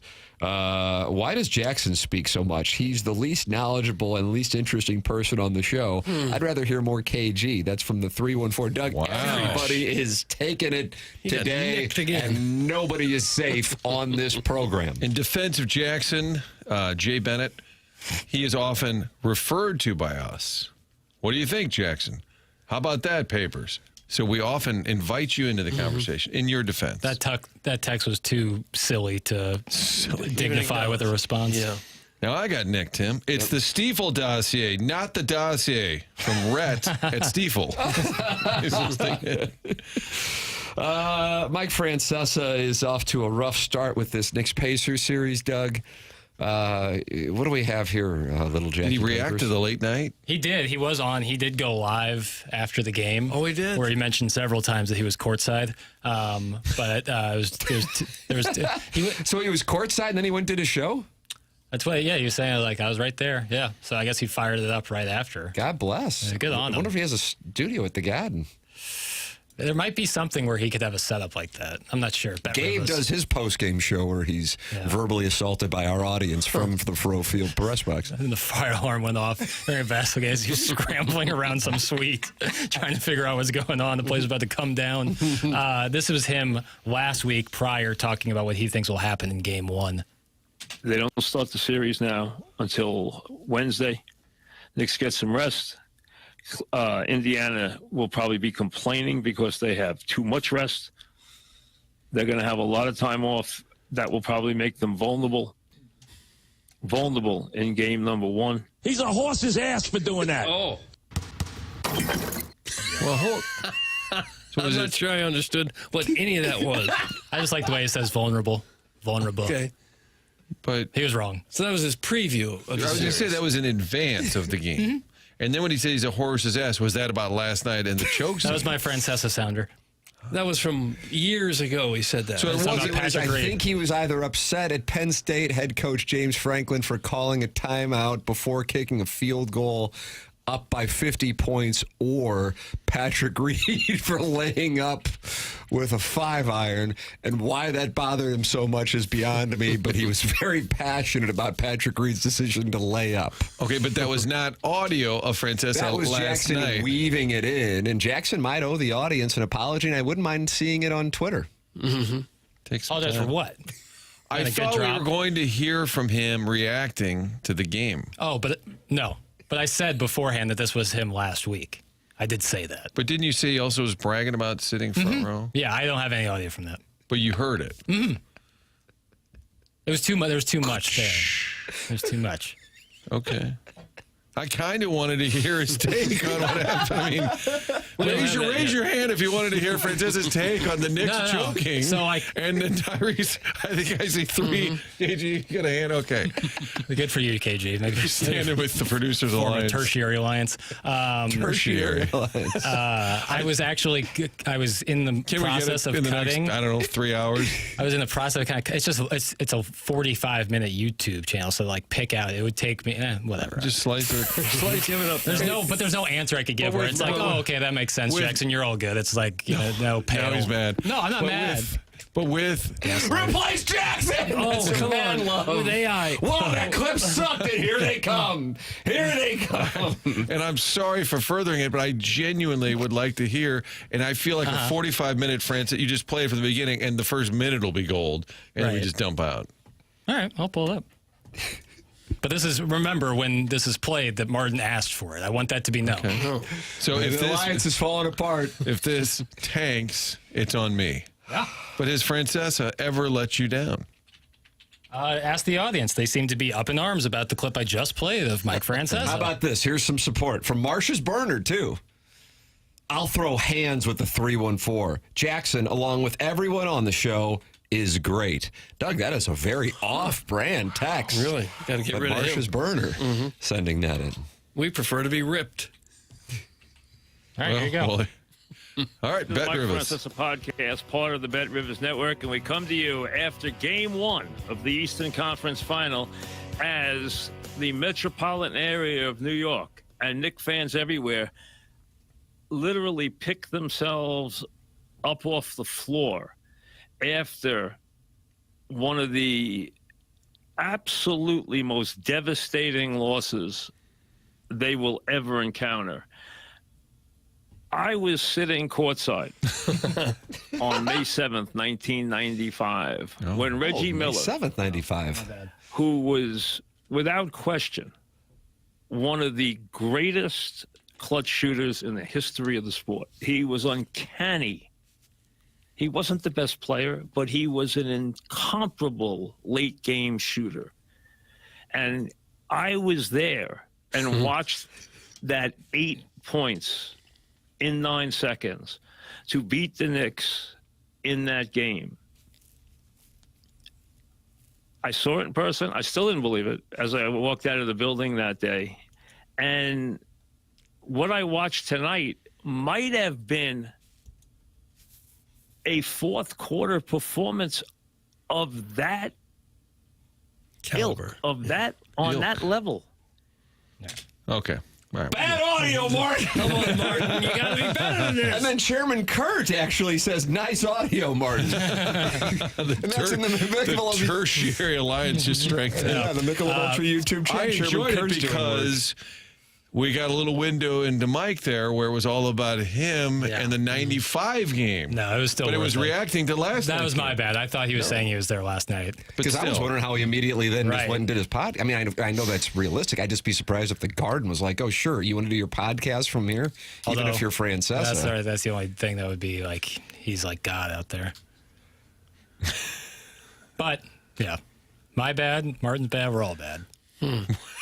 It's a real downer for the show. This is a we'll pivot and we'll be good. That was so awful. What are we doing? Come on, That's leave from us be. Harrison's brother, Master, who usually is supportive. Right. Give Jackson a tertiary alliance with the exit door. That's Eric in the Central West End. I see Tim is conveniently not reading Shooter McGavin. Best clip ever, Martin. Thanks for making Jackson. Thanks for making Jackson do 15 seconds of work. Oh, bugger! Oh my God, I got to catch myself. That sometimes. one got you a little bit. I got to catch myself. This clip sucks. Pales out. Bring back evil David Letterman. It's from Johnny Johnson. That's not happening. All right. Francesa says it's comparable to Reggie at the Garden in the zone, 8 points, 9 seconds, 1995, Doug, 30 years ago. Okay. Anthony Mason. That's what my brother was texting me. He was like, you can't understand how unbelievable it is that Reggie Miller is on the call right now of a Pacers-Knicks Eastern Conference Finals game at the Garden. Like, it's just insanity. Okay. You think that loss for the Knicks was as tough as our Blues loss? Probably not. I asked that question in the 7 o'clock hour. I swear to God, I was right here. You had a hot start. I'm just getting back to it. Are you a couple segments behind? Is there a circling lag back. in Doug's audio? This was a I think circle the Blues are still worse, even if you take out the Game 7 aspect of it. Audience cycles on and cycles off. You need to reset the conversation. That's why when Joe Buck would be on, we're like, and we're visiting with Joe Buck, and he'd give like a 30-second answer. Joining us now is Joe. He's like, stop doing that. Because they yelled at us, Doug, that we didn't reset enough. That's what we're doing now. Right. How about that Cardinal loss? That's another reset. Guys, can you have shirts made that say, I'm bad, you're bad, we're all bad? That's from the female listener who is now known as, she's a part of the Girls Gone Wildwood. And she says she will look at Chairman Kurt's profile if he has a dog in it. So there you go. Okay. She's a single lass herself. She didn't say how old she was, did she? I do not. How old would you that. like her to be? Yeah, what's the sweet spot, brother? You're 39, right? Yep. Got about a month till I turn 40. Okay. I would go up to 45. All right. And how low will you go down? Oh, this is a dangerous one. 28. Okay. 28 to 45. 17-year range, Doug. All right. Delta. It's like our guy on opening Bachelor day. baseball. Remember guy? Yes, Bachelor baseball. He had a stranger. Like it was a wide delta. The 617 is now calling you Jackie Walking Papers. Oh no. Oh, I get it. Good. It's not nice. Tim, I was wondering, do you think that Knicks loss was worse than the Blues loss? No, that's a good question. Because I think it probably was close, but not close. quite there. Yeah. Yes, I still think Blues is 1.6 seconds is. Yeah. And it happened to us, and we don't care so much about other people. That's right. I'll say that I was having this conversation yesterday. Hadn't seen a guy in a while, and he goes, that Blues game. I go, God, man, it's been, 16, 17 days. And he goes, I was thinking through this. I really wanted the Jets to lose, not because they beat the Blues, but if they lost, it kind of fades a bit because it isn't part of a story in which they go and win the Stanley Cup. So while the Pujols-Lidge thing certainly lives forever, it's lessened by the fact that the Cardinals lost the next game and then the Astros went on to go to the World Series. Similar is the Freeze moment, but they went on to win the World Series. So had the Rangers won, which I think La Russa said in the pregame speech to those guys, he said, hey, it's all for naught if you don't win tonight.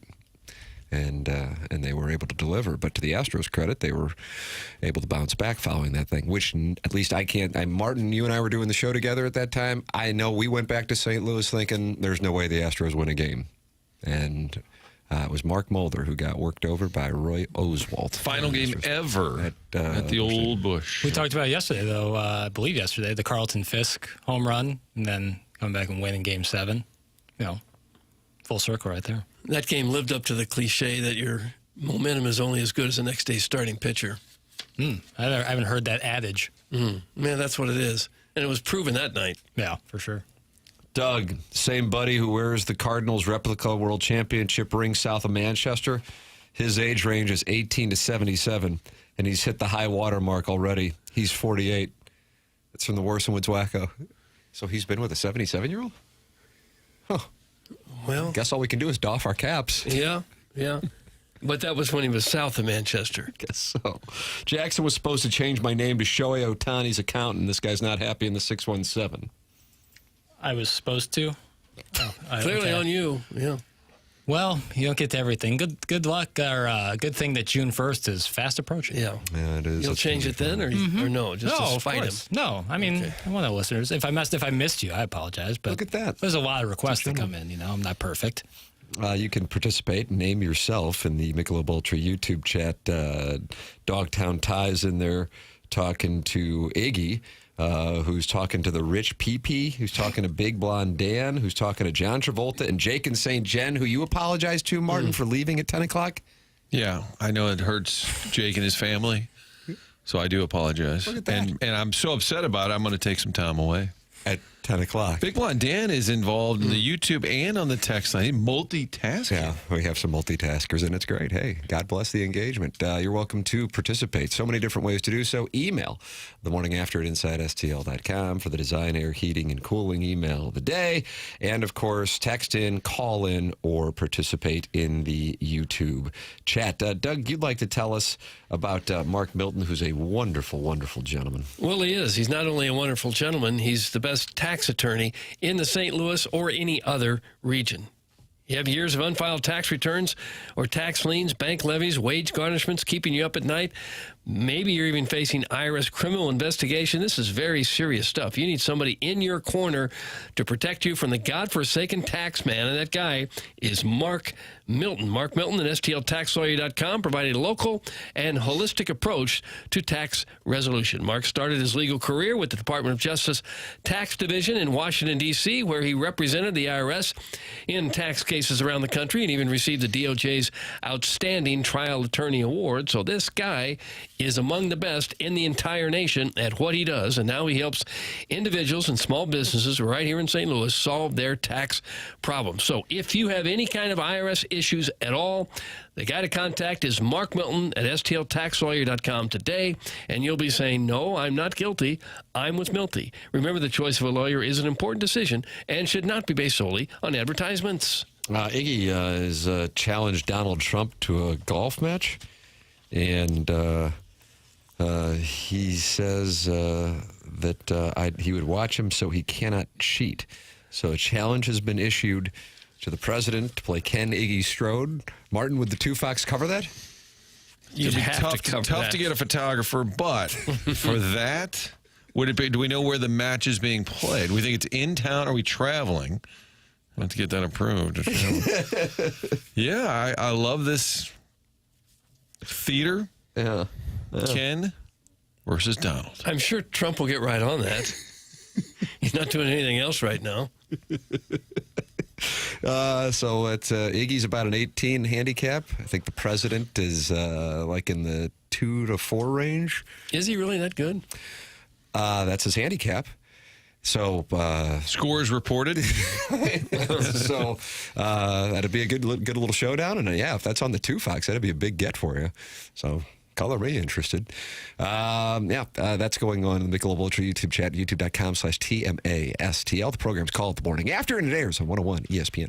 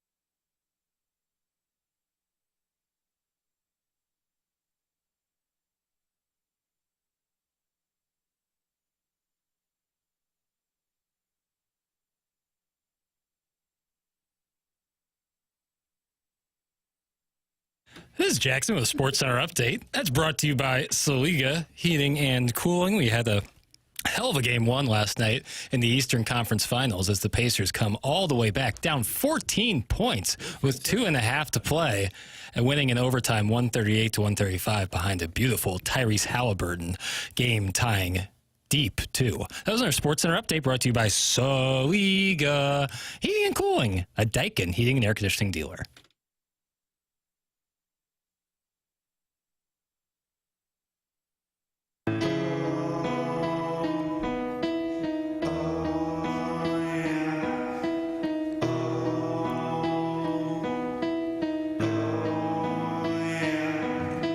Zombie or Frankenstein, maybe Transformers this year. The Police or the Beatles, maybe base it off a movie. There's a contest going on tonight.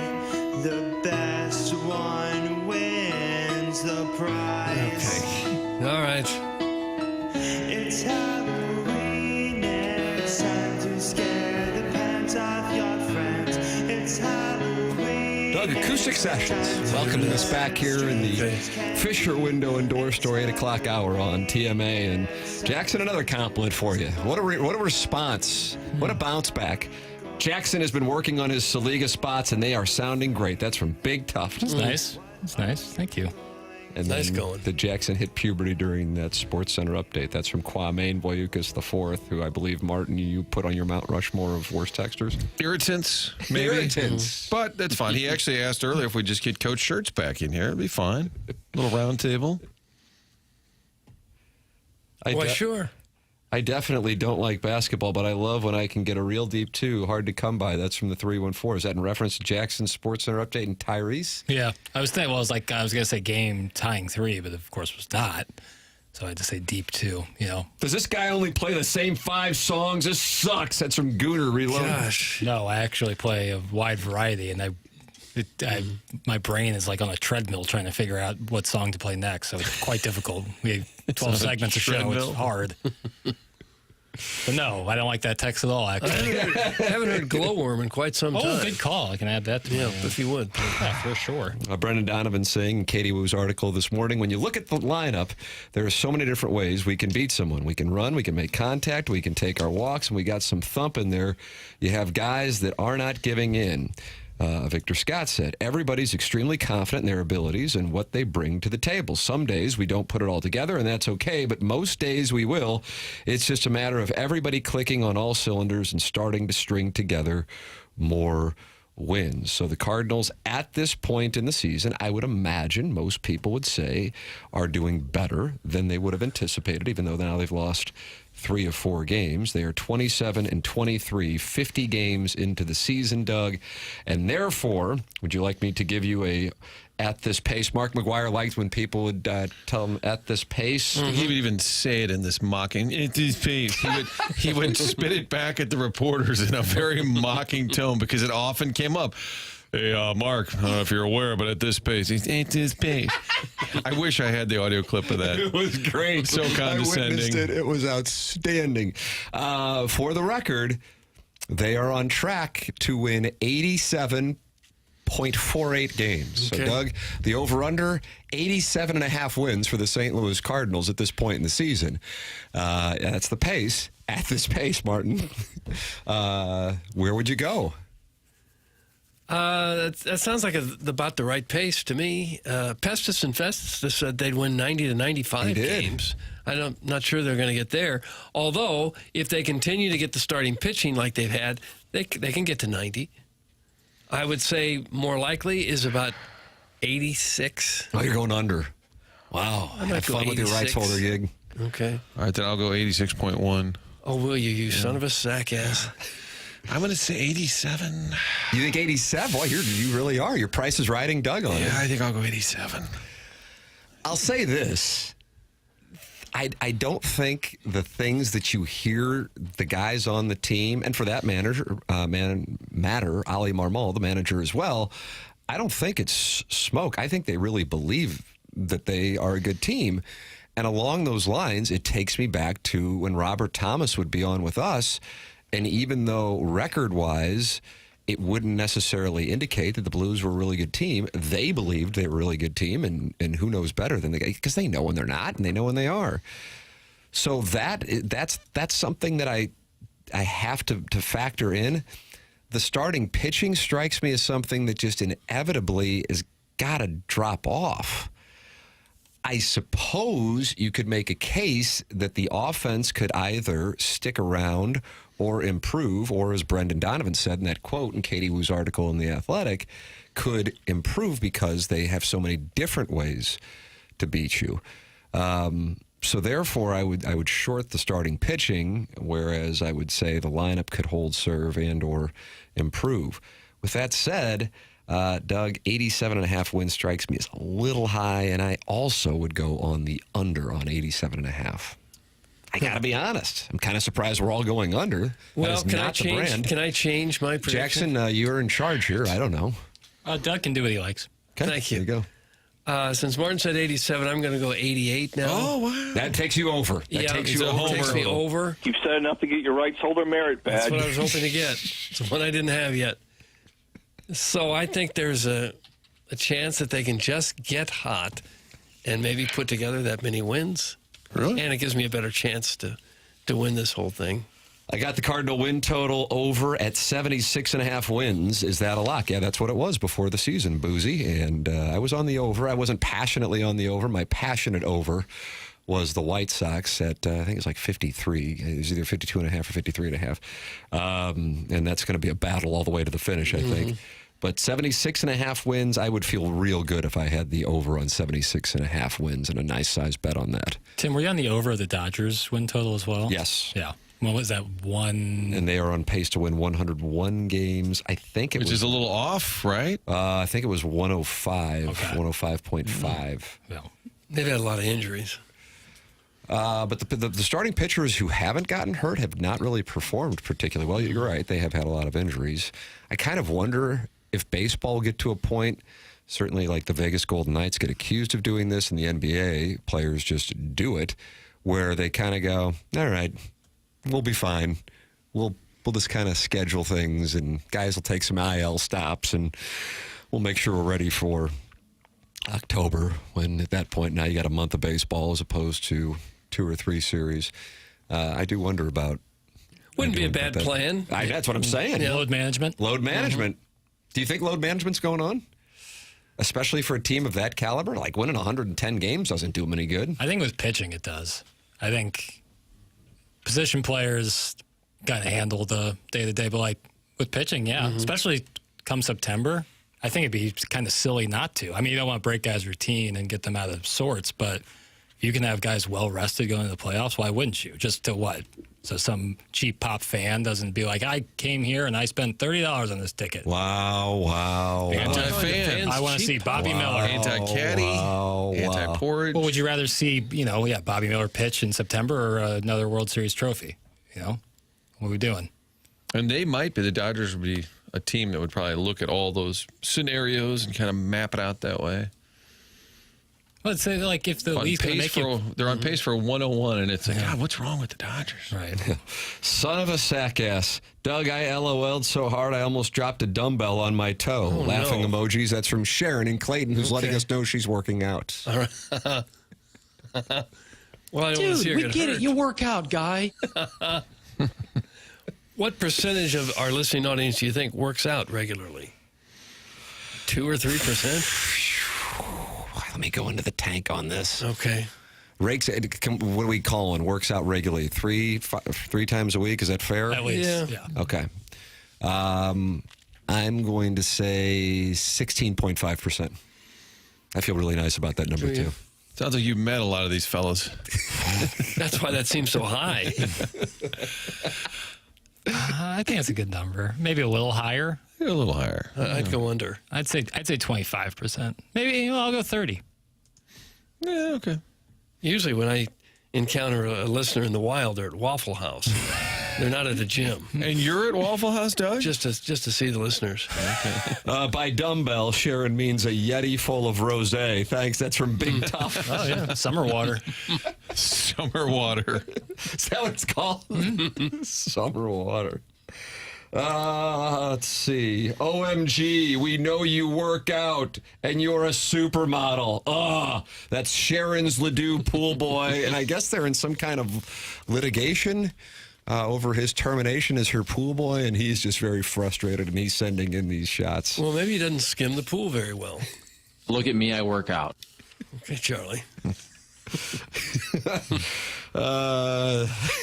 God, lots of good text coming in, and not many can be read, though. 314-399-9646. That's how you can text into the program. Michelob Ultra YouTube chat is youtube.com/TMASTL. And we welcome to call in the Collier and Thompson phone lines at 314-974-0101. Doug, if you want to podcast the program, it's the Schaefer Door Company podcast. Tell me about Schaefer Door and that Jason Gosrow. He's a delight. Well, that's the name you need to know whenever you have problems with the garage door. And sooner or later it's going to happen because it is the biggest working piece of your entire house. And sooner or later something's going to go wrong. Maybe you need a whole new garage door. Probably not. You just need a little tune up there, a little fix there. When they came out to my house, they gave me, you know what? They gave me a strut. And that fixed everything. Schaefer Door is spelled, here's how I'm going to spell it. Schaefer. There apparently has been some confusion about the spelling of the name. Schaefer. Schaefer. Only one F. Only one F. They'll give you the quickest response time whenever you have a problem. They even have that special Monday morning standby service for doors that break over the weekend. They service all kinds of garage doors for service and new installs with LiftMaster. LiftMaster garage door openers are strong, quiet, and versatile, and they can handle those commercial doors too, those big giant commercial doors. If you have a business or a warehouse with those big doors, Schaefer's experienced in that type of job as well. The business has multiple family members working there, big enough to get any kind of job done, small enough that when you call, you're actually going to talk with a person who'll get you taken care of, and they'll get you taken care of toot sweet. Service techs are not commission-based. You don't have to worry about them trying to sell you something that you just don't need. The website is schaeferdoor.com, or you can call or text at 636-782-3608. Schaefer Door is a LiftMaster partner. Want a podcast? Podcast via the Schaefer Door Company podcast here on TMA 101 ESPN. Martin, you wanted to hear from the Barge guy? This is kind of late for him. He's on the Collier and Thompson phone lines. Good morning, Barge guy.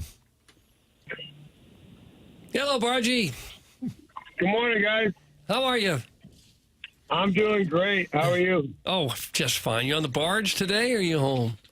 No, I got to work tonight at 6 p.m. Oh, okay. And then you work all night up and down the Old Man River. Yes, sir. Okay. I got to tell you, I'm 58 years old, right? Yeah. And I spent my whole life listening to the radio on the blues all my life when I was like 12, 13 years old. So I listened to the radio when the Winnipeg Jets, and I'm like, oh my God. And it was horrible. I was trying to pull my house. And I'm like, oh my God. Oh my God. Oh my God. And it was ridiculous. But you're talking about the playoff loss? What's wrong with your phone line? Nothing. Okay. Are we going back? Are you talking Game 7 in Winnipeg? You're recounting? Yes. It was horrible. Are you over it yet? Am I what? Over it. Are you over it yet? Doug, should I not go to the phone anymore? Because I think next year will be even better. Okay. So you're over it, but you're upset by it. All right. What do we got going on right about now? What are you up to? Right now, I'm drying my clothes. And getting ready to work tonight. Okay, rest up maybe. The Cardinals are doing great. I love them. Jesus. What exactly do you have in the dryer? My clothes. Okay. The full outfit? You got to wear a uniform on the barge or just any old thing? No, I wear, the uniform. It says ADM with my name on it. Nice. So, all right. Boots? I'm assuming steel-toed work boots. Doug needs the entire wardrobe. steel-toed boots. Mm-hmm. Yes, we have. We've got flotation devices on our body and hard hat and gloves. Yeah. Yes, sir. Dangerous work, but someone's got to do it. Somebody's got to do it. Thank you. Martin, this is David Klein performing the Cranberry Zombie. Wow, zombie. Barge Guy Jackson's dad, I would just need you to rest up a little bit today. Whatever's in the blender, maybe let's take a break. I'm going to bed here in a little bit. See, okay. As doctor's advice, that's a recommendation. What? Doug said, "Good morning, America." That was a sort of laugh. I love y'all. All right, well, thank you. Thanks for calling. Be safe. All right. Thank you. Okay. Doug, nice those call. are the Callier and Thompson phone lines at 314-974-0101. Well, ours is the type of show where friends feel they can call in at any time. Wow. Chairman Kurt taking heat. What a terrible call. Who screens these people? That's one of the best calls we've had in a little bit. It wasn't bad. I like to hear what people are doing their laundry. And Martin, we got a rundown of the Blues and Winnipeg Jets from that 17 just days ago. ended? That's correct. And then kind of a look at the Cardinals. I can't really make fun of it because Mike Francesa's breakdown of the Knicks' loss included a reference to the 1995 game. So just being a couple of weeks behind on Game 7, that's okay. He's got laundry to do. He's got a barge to work. I did want him to just kind of take a nap, rest up. Sharon in Clayton says someone needs to tell him the exhaust from the barge smokestacks need to be pointed outside the cab. How about that? Sharon in Clayton. Man, she knows all. They're calling in. Now they're calling in. Yeah, now they're ready. What do we got going on here? Who's in the 2-hole, Tim? Noah, like the Ark, on hold is what it says. Good, yeah. Noah, good morning. You're on with Doug Vaughn, 101 ESPN. Good morning, ladies and gentlemen. Hello, Noah. What are we doing here, gents? What do you mean? I gotta say, I've been listening to this time slot since it was a time slot, and I can't tell if I'm disappointed or happy because I can't turn the radio off. We can't do that. We can't. You can't. Did you potty run off the air? Yeah, it's kind of a one-strike policy on that. Yeah. I was kind of interested in what he had to say. I was too. It was clearly a slip. We'll put on QFTA. Yeah, Let's get his number. Noah, you're a guest on QFTA. He couldn't get through the first sentence without dropping an F. And I think he was going to maybe from 11 a.m. to 5:59. I think he was struggling to kind of define this show and why he hates it, but he keeps listening. That's kind of been a conundrum since July 2004 for many in the area. Guys, did that guy just dethrone me for the worst caller ever, Marty? That's from Pele Blanco, who called in, an entertaining texter who called in last week and struggled. Right. No, Pele, you were worse. Oh. Chairman Kurtz. And did Pele ask that about Noah, or was it a text just coming in about Barge Guy? Because the texts are still coming in on Barge Guy's text, including Mark Hanna, who is the sponsor of the 9 o'clock hour, Evergreen Wealth Strategies, and he says, that call makes me proud to be a sponsor of this show. That's right. And now I need to know which call.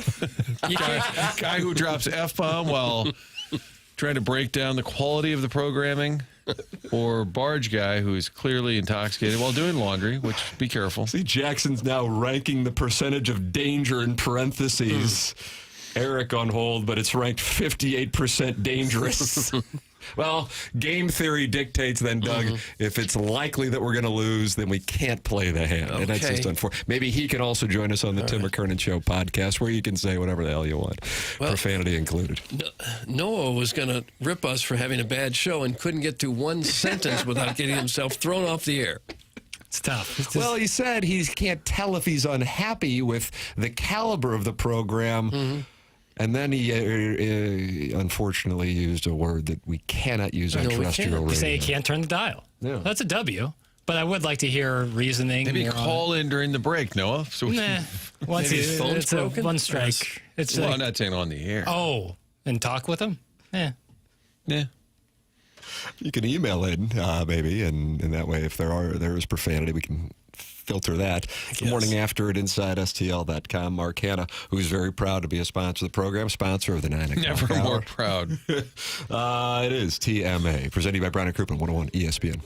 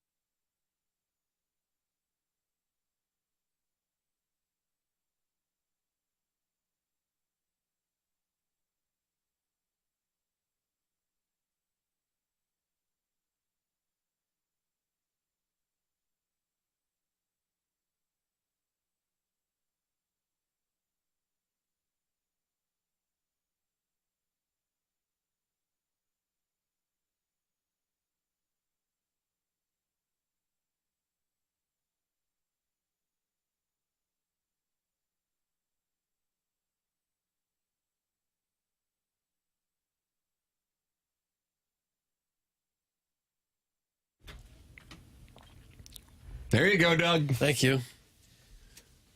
Now this is music.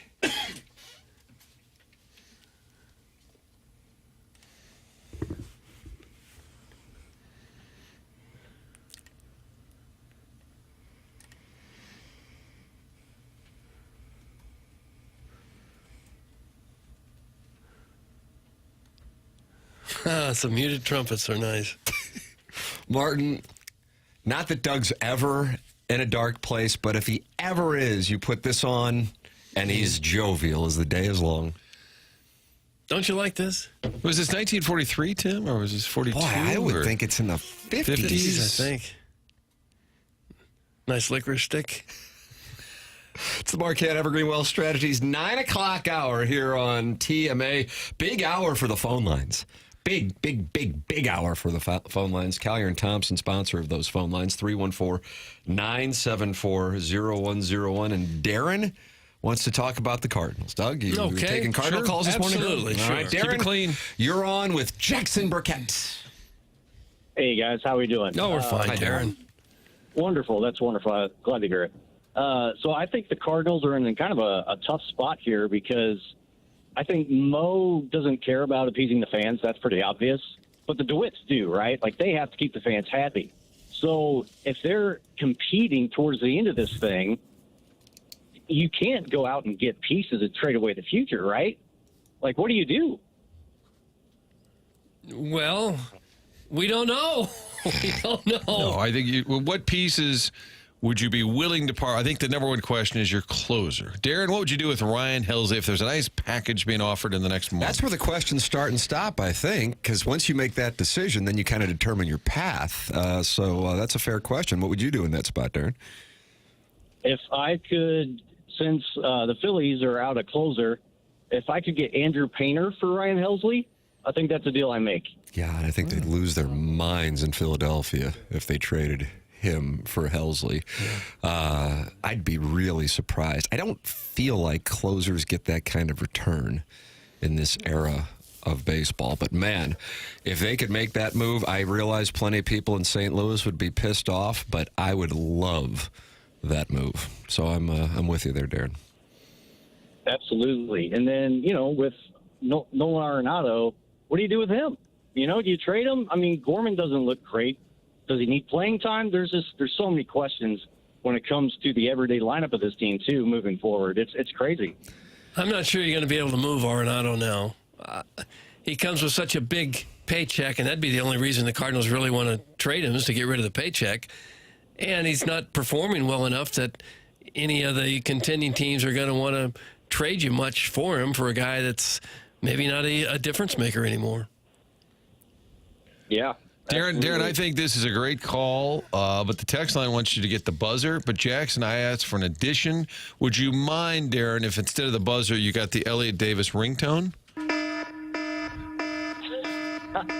That's not bad. Yeah, he seems eager to accept it. No, I appreciate that. Did you feel that? Can I get Sandstorm coming back sometime? Sure. Oh, it's South Carolina football. Jackson hates South Carolina football. I don't like Shane Beamer. I have no real beef with the Gamecocks. Okay. All right, Darren. Well, hey, thank you for cleaning things up on this show. Well, I do what I can, boys. Have a good day. Thanks, Darren. That was Darren with a clean call. It's a good call.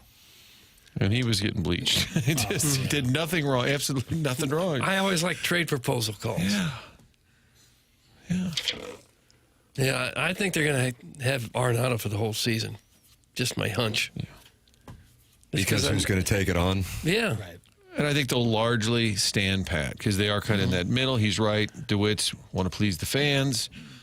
And I think Mozeliak probably can't help it. It's human nature. Wouldn't mind having a decent final season. So you're not going to just unload. But I also don't think the market's there. But what if there's a mid-season uptick of note? Not like go out and add something, you mean? No, like Arenado starts hitting closer to what he did in 22 or 23. Well, if they stay in contention, then it's going to be hard to trade him from that point of view. Right. So that's right there is where you're getting your rock and hard plays. I think they'll largely stand pat. But I think if you have an Arenado uptick, I think they're still open for business. Absolutely. Even though that might be unpopular. But, I mean, if you're talking now, they stand pat. I mean, if this pace, and again, the pace is an 87.5 win pace. We talked about that in the previous segment.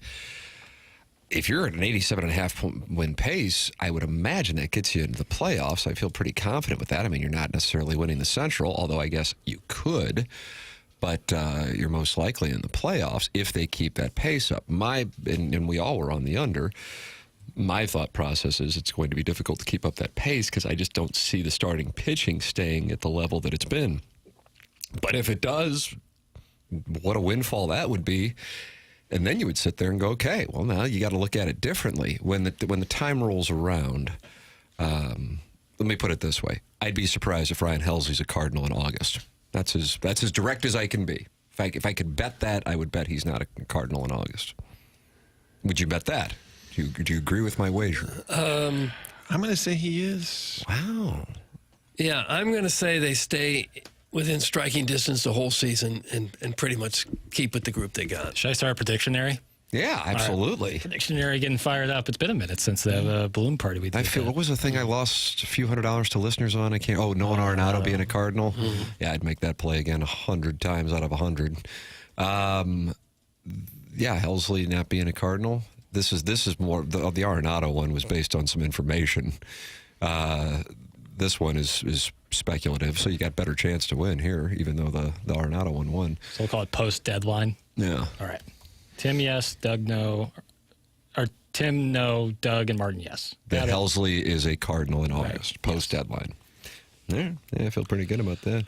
You boys want a wager? Huh? Would you like gift wager? Cards? I'm happy to give cards. I don't have any gift cards to bet. That's okay. I got a Dairy Queen gift card. You just need the physical card. It doesn't have to have a balance. No. If Helsley is a Cardinal in August, it's because we got hot and are going to win the baby. That's from the Raphael Archangel. Well, that's probably true. Or at least contend for the baby. Shane Beamer needs to take a walk off a bridge. Thanks, 314. A little much, but I don't like Shane Beamer that much. Graceffo's being groomed to be the closer, and Helsley will be traded during the season. That's from the St. Charles Illini. Well, it's certainly possible, but right now, the way things are going, I don't think that would be necessarily at the top of their wish list to deal Helsley. Well, you've talked about it yourself. The shelf life for closers is a tight window. I know. And to capitalize on it now, especially if there's someone who really would put together a nice package. You know? And Helsley debuted in 19, I want to say. So he's been with the squad a while. I propose trading Jackson for Tanner. That's from the 314. Oh. Jackson, you would go to BK and Ferrario, and Tanner, Doug, you call him T-Diddy. T-Diddy. Would come in here. I like hanging out with you guys, though. Oh, my gosh, right there. That was the most emotional moment in this show's history. You could sleep in a little later. And they don't but then that would really curtail golfing in the afternoon. Well, you're working in the morning. Hanging over your head work. You couldn't do that. That's you're kind of no man's land there. So you're going to use your no trade clause and. Oh yeah, you do have a no trade. No movement clause. Yeah, no movement. And the player option. If Arenado remains a Cardinal this year and we win the World Series, will Nato not being traded be the biggest sliding door moment in Cardinal history? That's from the 314. Probably not in Cardinal history. I think it is possible that a team completely shifts its focus after a couple months of surprisingly good baseball. They go from a reset or whatever you want to call it to, wait a minute, maybe we got a group right now that can contend. I think that's kind of what's going on. Season 2024, sitting this one out. That was kind of the plan. That was it wasn't the plan, but that's what happened. And I'm sure they probably weren't very, very happy that that's the way it played out. And now when they see everybody play and they look like a contender, they're going, oh, my Lord, what's happened here? Let's ride with it. I would think. You're not going to break it up now, are you? Not right now, no. Well, what would you consider when you say break it up? Oh, if they could deal Arenado and Helsley and Fetty or somebody like that, I think that'd be crazy to do that right now. The nice thing, though, is they don't have to do that unless a team like the Phillies started going, holy crap, we had games won, and our bullpen now with the Alvarado situation's costing us games. We can't risk falling this far out of contention. We've got a great lineup. We have some starters. Nola's on the IL right now, but we've dealt with some injuries. We've got to tend to this. Let's get Helsley over here ASAP.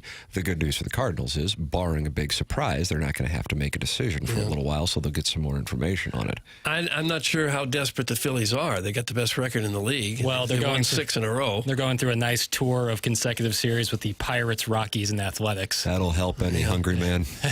Get right. So, but I mean, they beat the Pirates 1-0, so they've won a couple close games here recently. Doug, you can combine the Pirates wins and the Rockies wins, and you still don't have as many wins as the Cardinals. Hello again, everybody. Yeah, W. Which then leads to this column in The Athletic, which I really enjoy.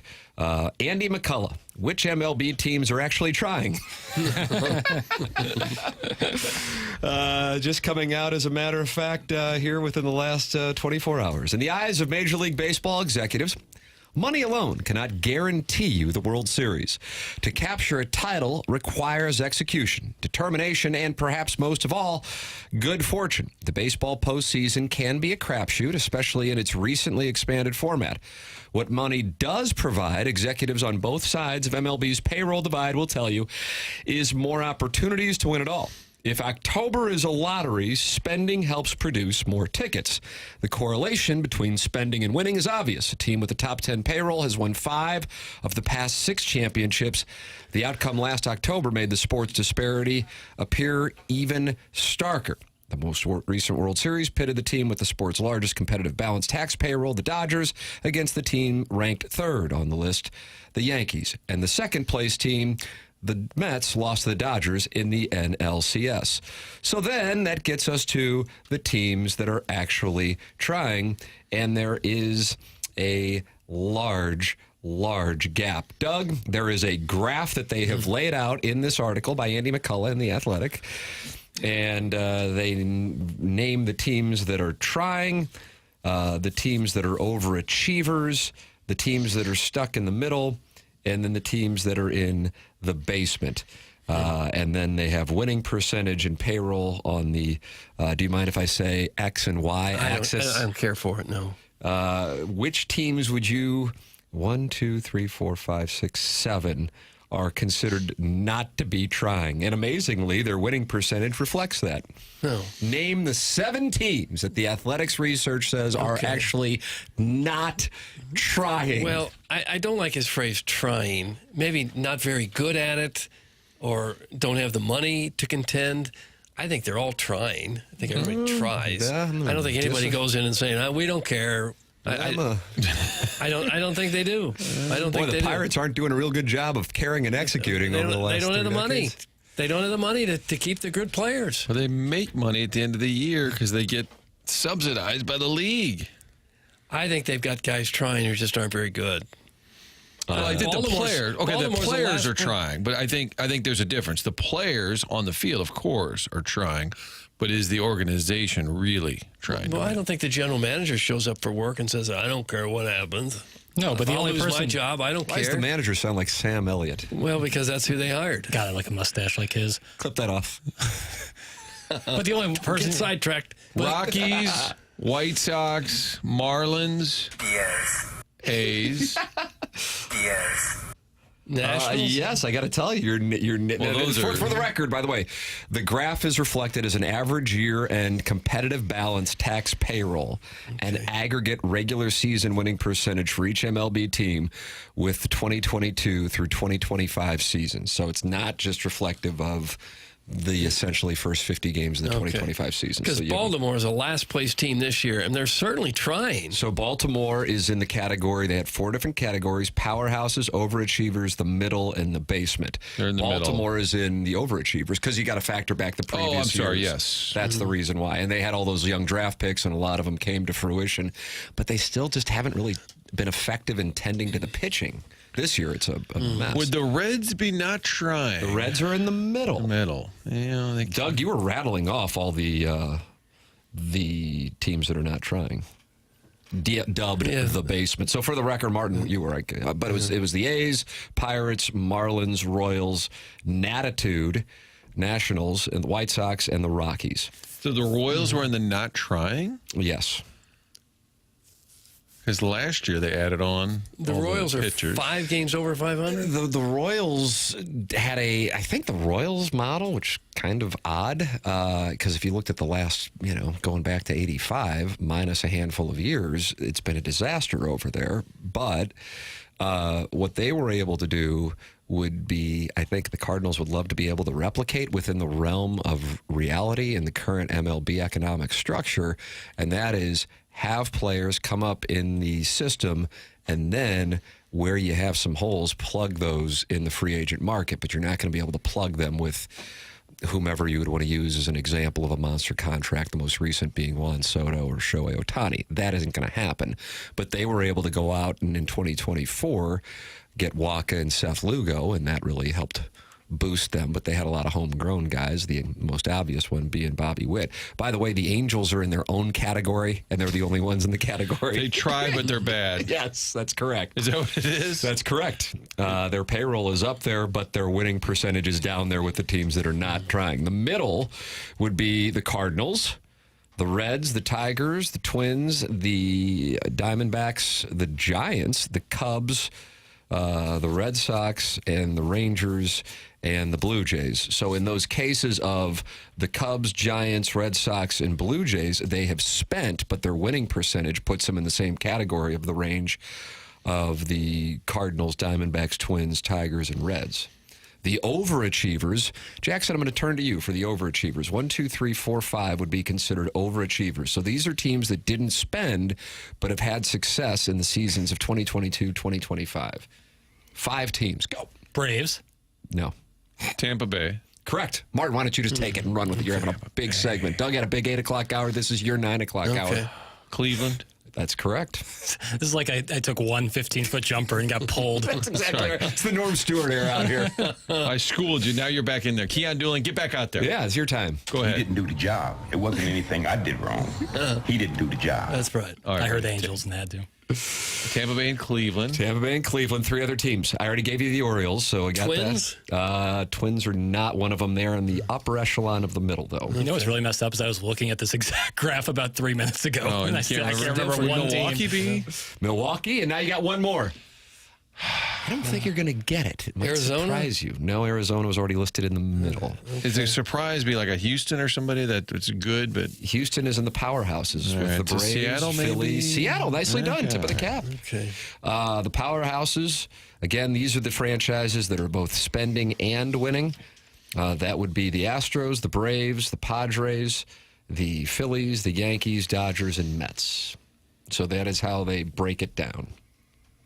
In other words, you've got teams that are actually spending money and then they're having success, and then you have teams that are not spending money, and it is reflected in what they have done with essentially approximately an 800-game sample size. Where the Cardinals are concerned, they've recently had a massive drop in revenue between the TV package and the attendance, a massive drop in revenue. So they can't spend right now to keep up with the big boys. They just can't. Doesn't mean they're not trying. It means they just don't have the money that the bigger market clubs have. This is what they wrote specifically about the middle where the Cardinals are in. Herein reside some of sports' most frustrated fan bases. This group contains some of baseball's most venerated franchises, the Cubs, the Red Sox, the Giants, and the Cardinals. They aren't rebuilding, but they aren't exactly operating, as Boston chairman Tom Werner infamously declared heading into the 2024 season, quote, at full throttle. These teams are good enough to avoid last place finishes, but haven't developed talent like the overachievers have, and don't spend as the powerhouses do. Still, sometimes this group buys just enough lottery tickets. The Texas Rangers won the World Series in 2023. The Tigers are off to a rip-roaring start in 2025. Yeah, I would say, I think that's a nice description of what it was, specific to the Angels, by the way. It may be unfair to single out the Angels, but, well, look at the plot. The franchise stands alone. No team in recent memory has spent more and achieved less. The team's last postseason appearance came in 2014. The club wasted the prime of Mike Trout and Shohei Ohtani, let him depart in free agency, and its own expenditures have proved disastrous. Anthony Rendon has 3.9 wins above replacement, according to Baseball Reference, during the first 5 seasons of his 7-year, $245 million deal, and he may not take another at bat. Owner Artie Moreno regularly permits his executives to spend, although the club tends to avoid going over the luxury tax. That relative largeness has led to little winning, which makes the club an anomaly in the era. I like that they have their own category. Yeah. But, yeah, that's certainly not a team that didn't try. They just messed it up. Yeah. They just made a series of really horrible decisions. And I'm telling you, and I don't think by any means I'm alone in this, but the moment they went out and signed Pujols and Hamilton following the 2011 season and didn't have any pitching, you're going, what are you doing? It's like guy on social media who, manages a team and just go, oh, this will get people excited. Well, that's great for a little while, but then inevitably you're not going to win. I think they signed C.J. Wilson. I was going to say they did get C.J. Wilson. But I mean, C.J. Wilson wasn't like some dominant guy. It's just like, what are you doing? So they've done it to themselves. I guess good for spending money, I guess, if that's your gauge, but you spend it poorly. And that's kind of my thing with the Cardinals. I don't feel like it's necessarily been a case of hoarding money so much as it's been spending poorly. I'd be curious what the Cardinals would look like if you go 16, 17, 18 and see about spending versus performance. If they used the same graph, because the Cardinals were spending then. Like the Fowler, Mike Leake era. Brett Cecil.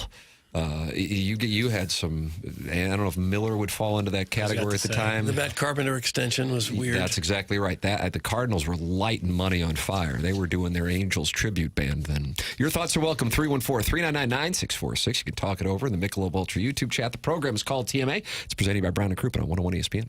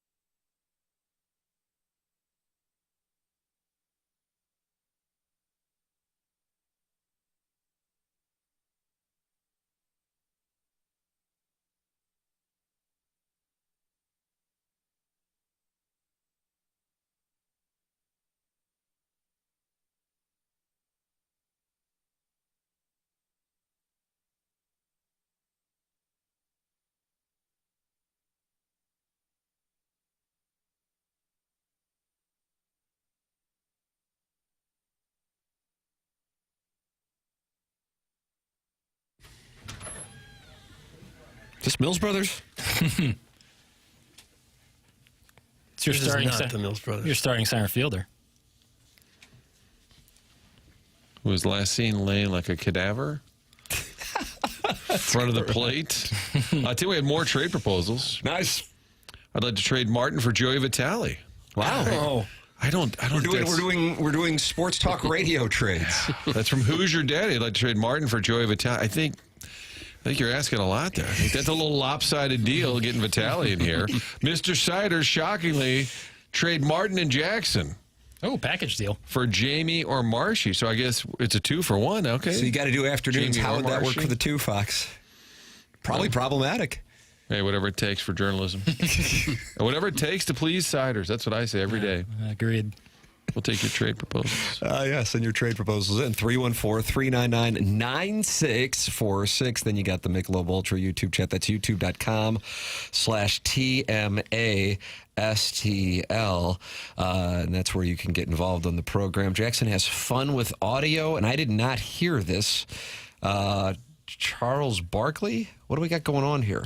So he was trying to pronounce the name of Nikhil Walker-Alexander, who is a player for the Timberwolves, and also Shea Gilgeous-Alexander's cousin, the MVP of 2024-25. And they handed that out just in the middle of the conference final. Yeah, odd, weird. but it's what they do. What they do. This is what they do. Wow, dust me off. I didn't mean to. This is Chuck trying to pronounce the young man's name. Doesn't go great. Shea's cousin, McKeel Anderson, whatever his name is, Alexander. Nikhil Alexander. I mean, it's all hands on deck, man. It's all hands on deck against OKC. Yeah. What'd he say? Listen, he was just. What's his name? He was laughing Nikhil Alexander. at your attempt. What is it? Hey, man. Nikhil. What is it? Nikhil Alexander. Nikhil. Is his real name Nikhil? Yeah. No, his fake name's Nikhil. Boy, somebody just made up some stuff again. Nikhil is not a name. They named him after a coin. Come on, man. Nikhil. They named the brother after a coin, Shaq. Nickel, but they just made a pass. Just spelled it wrong. Nikhil. Hey, how much money you got? A nickel? 20 Nikhil. Oh, God. 2 dribbles and a dunk. I liked it. I was at the pipe was whatever it was. I was just waiting. Like we're gonna go chain netting again. No. Yesterday around 5 o'clock. This is kind of a tradition in mid to late May, where ESPN has sources reporting who the NBA's MVP will be, and that goes on for a few hours, and then TNT gets it, and that's what was going on yesterday. ESPN front page. Yeah. Was reading the Cardinal game story, and I'm like, sources are reporting that SGA has won the as opposed to MVP. The NBA will announce it. You know, it's not like you have to float. I saw Shams tweet it, and that's like, all right, it's in there. But I mean, everyone kind of knew that he was going to win it. Oh yes, Martin, please me. That's from Mr. Siders. Martin. Well, I'll be walking out the door in less than 20 minutes, so you got that going for you, Siders. Yeah, Mr. Siders, very active in there. 314-399-9646 is where you can go to share your thoughts, as many do throughout the course of the program. James Carlton, longtime sponsor here on TMA, and has 424 5-star reviews at Google. When you type his name in, you see why people rave about their insurance agent. Number one, James' office is fully staffed with agents to make sure that anytime you are in need, and if you're calling your insurance agent, you're probably in need with home, with life, with auto insurance, 314-961-4800, that somebody is there and they can tend to it right away. I think for a lot of people, you get in a spot where you might email or leave a voicemail for your insurance agent, and it's just kind of standard operating procedure that you're going to hear back in 2 to 3 days. That's just not the way that it has to be.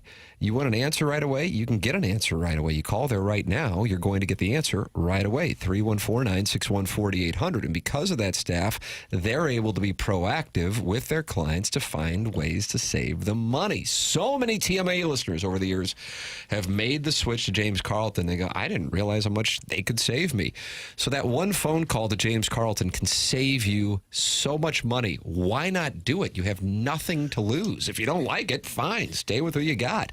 But why not give it a shot? 314-961-4800 or go online at carltoninsurance.net. This story had been making the rounds. She had not issued a statement. Now she has. Former Missouri basketball player Sophie Cunningham, and she is on the Twitter tweets at SoFaller, right? Oh, yeah. What's that mean? What was that? What does her name on Twitter mean? Oh, it's a play on baller.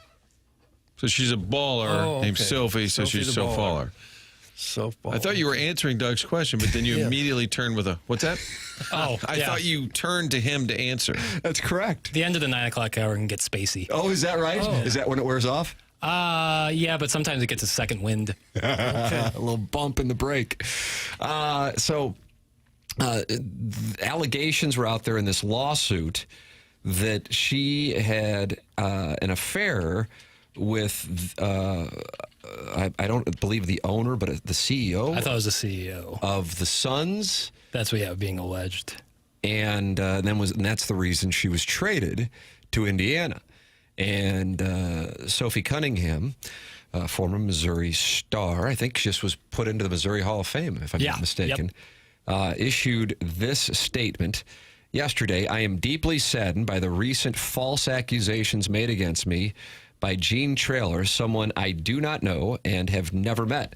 Let me be clear, his statements are untrue and extremely hurtful. I am here to compete, play basketball at the highest level, and win for my team and my fans while inspiring other women that they can do or be anything they ever dream of becoming. I hold myself to the highest integrity, and my values are what guide me on and off the court. To the media who reported on this, I have always spoken the truth and have been transparent with any press inquiry. In this instance, it feels irresponsible that I was never asked for a comment about the accusation before several clickbait stories went to print. I will not let untrue gossip take my focus away from what is most important to me, which is basketball, my supportive team, and my fans. That's Sophie Cunningham in response to what was circulating on social media over the last couple of days. And I do think it's of note that she says she was never contacted for her response. And Doug, another wonderful moment for the industry we choose. And social media out of control again also, right? Yeah. Spreading it like wildfire. But her rebuke response was very specific. I like that. Oh. Directly taking on the allegations. Cleaning it up. Yeah. So Sophie Cunningham, and I would imagine a good number of people have seen that, and she is specific in her refuting the allegations that were just kind of mentioned in passing in this lawsuit that has nothing to do with her. It's a fallout in the business partnership, and then that got thrown in that the reason she was traded from Phoenix to Indiana is because of this alleged affair, and she is specific in saying that is not the case. 9:54 in St. Louis. The program is called TMA. It's presented to you by Brown and Crouppen. We are in the Mark Hanna Evergreen Wealth Strategies 9 o'clock hour. You're listening to 101 ESPN and watching the TMA STL YouTube channel.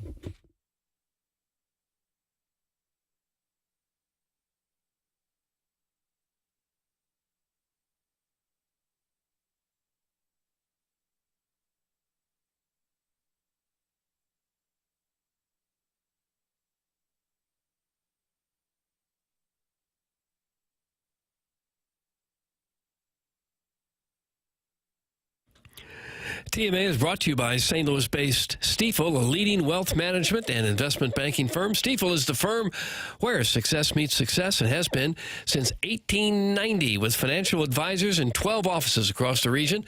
Stifel helps clients right here in St. Louis and nationwide manage their hard-earned wealth. Stifel also provides banking, lending, and trust services and has a full-service investment bank. Basically, when it comes to finance, Stifel has you covered. They've also got you covered if you're playing in the Dotem Open next this week because they are offering 2 weekly grounds tickets to the winning teams, everyone on the winning team, at the Dotem. If you're playing Thursday or Friday and your scramble team wins a tournament, you get weekly grounds tickets. Very nice for Stiefel to donate that. The Stiefel Charity Classic coming up September 4th and September 7th. That's Stiefel, where success meets success. Stiefel Nicholas and Company Incorporated, member SIPC and NYSE.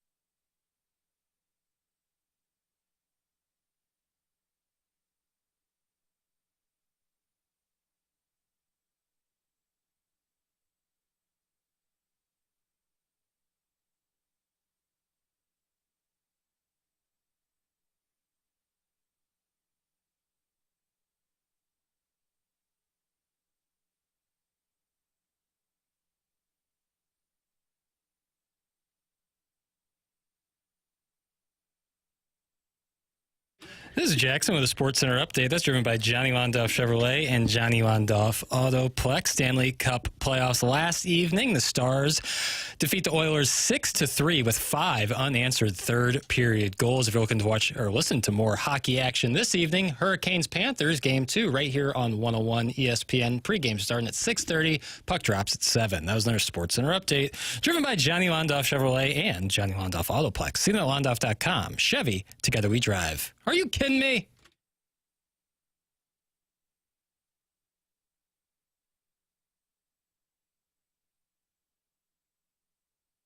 Well, that was my theme song.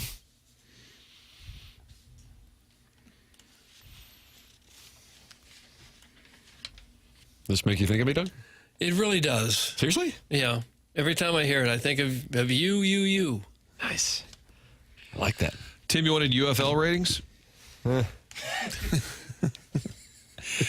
The most watched game of the season was the DC Defenders and the Arlington Renegades over the weekend. Not possible.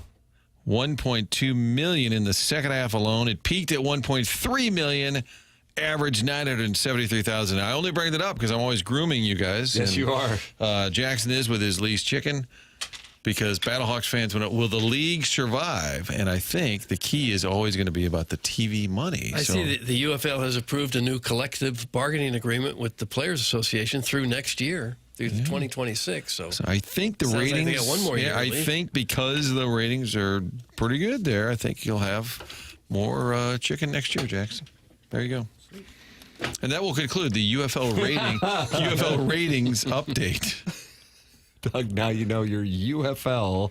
They got 1 million viewers for the Renegades. And, the new collective Defenders. bargaining agreement means the minimum salary goes from $55,000 to $62,005. How would you get put the $5 on What the happened there? The players held out for just a little bit more. We've got an ESPN anchor shutting it down after 25 years. He's a guy that I see. It's nothing against him. I just prefer Scott Van Pelt when I'm watching Sports Center in the morning. Stan Verrett, Martin. Well, he was out at L.A. for a while, right? That's right. 25 years. He is shutting it down at the end of the summer after 25 years. They sent him and Neil Everett because you had Verrett and Everett. You liked Neil. Neil Everett, Stan Verrett were like every single morning in my childhood. Really? Every single Neil morning. is the guy out on Kim Just Yell. I thought they were always great, but I was a kid. You know, what do I know? From the New York Post, the journalism industry looks nothing like it did when Stan Verrett joined ESPN some 25 years ago. Seeing that evolution in the industry factored into why the longtime SportsCenter anchor host is saying goodbye to the worldwide leader. Quote, "Our business has changed greatly since I got in. It's time that I changed along with it," Verrett posted on X on Tuesday night. "Fortunately, there is some tremendous opportunities to do that while remaining in my adopted hometown, Los Angeles, which I love. Stay tuned." Verrett and ESPN are splitting ways after a strong run together, with Front Office Sports reporting that the network is not renewing his contract when it expires this summer. The 59-year-old began with ESPN and has served as a late-night host for the popular SportsCenter program, which has also changed over the 2+ decades he has been with the network. He's been in the 1 a.m. slot since 2009 and primarily worked with Neil Everett before he left the network in 2023. It seems one factor in the decision comes from him being located in L.A., while the network is planning to stop hosting a SportsCenter show in L.A. and instead center in Bristol, Connecticut. "My life is in Los Angeles now," Verrett posted on X on Wednesday after the report emerged. "Nothing but gratitude for 25 years of living a dream at ESPN. I'm not retiring. Really excited about the future and some incredible opportunities." Verrett's indicated he's received positive feedback about his pending departure.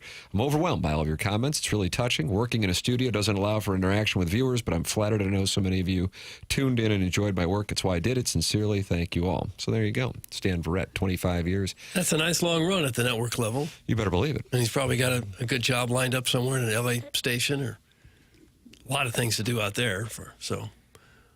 It doesn't sound like he's ready to shut it down. And at only 59, I can see why he wouldn't be ready to shut it down. Shutting down the L.A. off. I didn't understand why. Because if you're watching at home, it's just people in a studio. Yeah. For the most part, I never quite understood. I agree with you. I didn't understand what that was about. I mean, That was other added than expense. like marketing and saying, "Hey, they're in L.A., so when they're up late, the games are happening. It's fresh to them."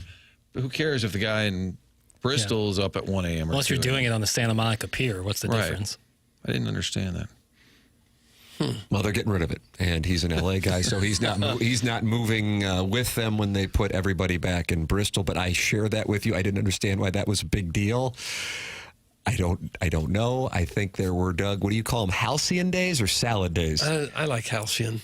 It's hard to spell. When ESPN was printing money, and what can we do now to add on to it? And that was one of those things that now, with the revenue down substantially relative to those halcyon days, I say salad days. You cut that, and that's an easy cut to make that most likely has zero impact from a revenue standpoint on your P&L. Our guy, Tyler Fulgham, local guy who got the job with ESPN Vegas. It was called, it's all betting related. So it made sense. That one sort of made sense. Hey, we're based in Vegas. We're a gambling show. And after about 2 years, they said, yeah, we're going to need you to move to Bristol. Yeah, come back. It's like, he had to go from Vegas to Bristol? I didn't know that. So he's in Bristol now? That enterprise for ESPN also shifted Vegas to Bristol. So has he relocated? Yeah, because one of the last times I did a hit with him, and I said, "Hey, join us, the guy, Mr. Vegas." He said, "Are we recording? Are we live?" He said, "I should point out I don't live in Vegas." I said, "Oh, well."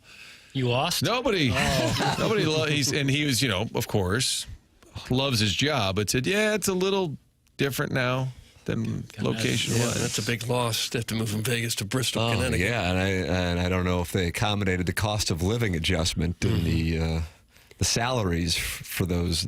I mean, LA is one thing, but if you're living in Vegas and going to Connecticut, that's going to cost you some more money. Well, ESPN backed up the Brinks truck for Pat McAfee and paid him millions and millions. I wonder if this is part of the ripple effect of that.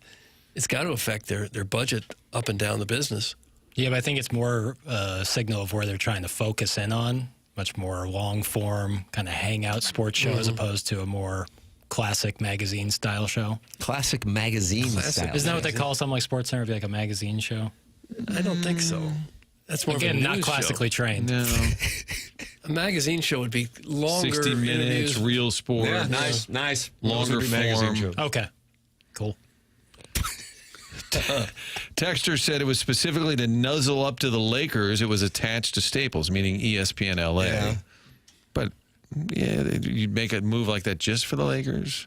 I just think the LA market, maybe they were trying to just own that Steve demo. Nash did just get traded there at that time. Yeah, remember that? Captain Canada. Or is that Kirk Heinrich? Both Canadian. 969. Well, Nash was, a two-time MVP. If anybody's going to be Captain Canada, it's probably him. It was Captain Kirk play on Star Trek for Kirk Heinrich. They were both Captain Canada. Steve Nash could really play. Yeah. By the time we got around to that.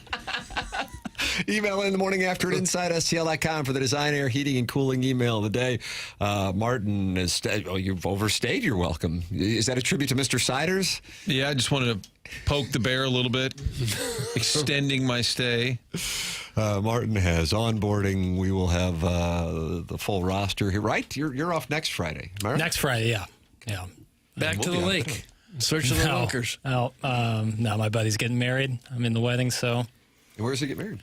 Where? St. Louis, St. Gabe's, matter of fact. Oh, for heaven's sakes. Just as a tribute to Tim? That's right. And it's going to be a great time.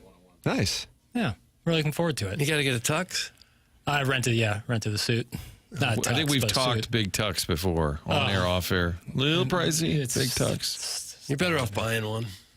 But that, yeah, and truly yes. But then again, it's like I have a suit, but I don't have a certain color suit. It's a whole thing. This conversation is boring and irrelevant. That's from Big Tough. Stop it, Tough. Says who? Which part? Yeah. Take your pick. You've got 190 minutes to choose from. Yeah, what's beef? What's the beef? I don't get it. There's a couple guys hanging out. Do you get just to bring, chopping it up? Yeah, that's right. Do you get to bring a date, or do all of your friends work in the golf course sciences? That's from Arbor Day. That's a good one.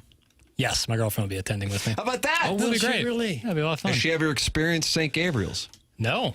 Not to my knowledge. Is she intimidated? Yeah, exactly. Is she nervous? I think it's one of those things like when you are like, seeing the works of Michelangelo, like you're not necessarily like exclaiming like, oh, wow, you're just kind of like your breath's taken away. You stand there in awe. It's an out-of-body experience. Do you want me to get Cal Kennedy or one of his associates to give you a tour of the gym? And you can go through each one of the banners. Take some pictures with the banners. I've been, we did a couple of trivia nights there. Yeah, but your significant other hasn't seen it. Right, it's true. Yeah, maybe I could knock down like a corner three. And right from where I did. Yeah. Tim zone. Honey, you want to get a picture next to the city county wiffle ball champions? Yeah. What kind of, they have a Parcheesi, Go Fish? Parcheesi banners up there, yeah. Martin, there was a chess banner, and Doug capitalized on that in a major way. Some fourth graders played chess and won the event. And Chutes and Ladders, regional champions. Chin rummy. Euchre, county champs. Oh, wow. Jackson's going to a wedding again. How exciting. That's from the 314. 27 years old. This is what happens. It's your bailiwick. 27 years old in the summertime. That's what most weekends or every other weekend is. Doug, can your son speak to that? Absolutely. Yes. He had to go to so many weddings buying a tux. They wanted different tuxes. So he had to buy like 3 or 4 different tuxes. Gave one of them to me. Oh, now nice. I have a tux, and it fits. Nice. What color? Just the classic black? Sure. Nice. Can we wear that in one day? I'll wear a suit, you wear a suit. Wear that to be the official. I'm sure he has some other Blouse's wedding. Yeah. Oh, don't bring that up. Give it a game show feel. Bring that up. All right, Martin, enjoy onboarding. We'll be back here with the 10 o'clock hour, which includes the Design Air Heating and Cooling email today, the morning after at InsideSTL.com. It's TMA, presented to you by Brown and Crouppen on 101 ESPN and the TMA STL YouTube channel.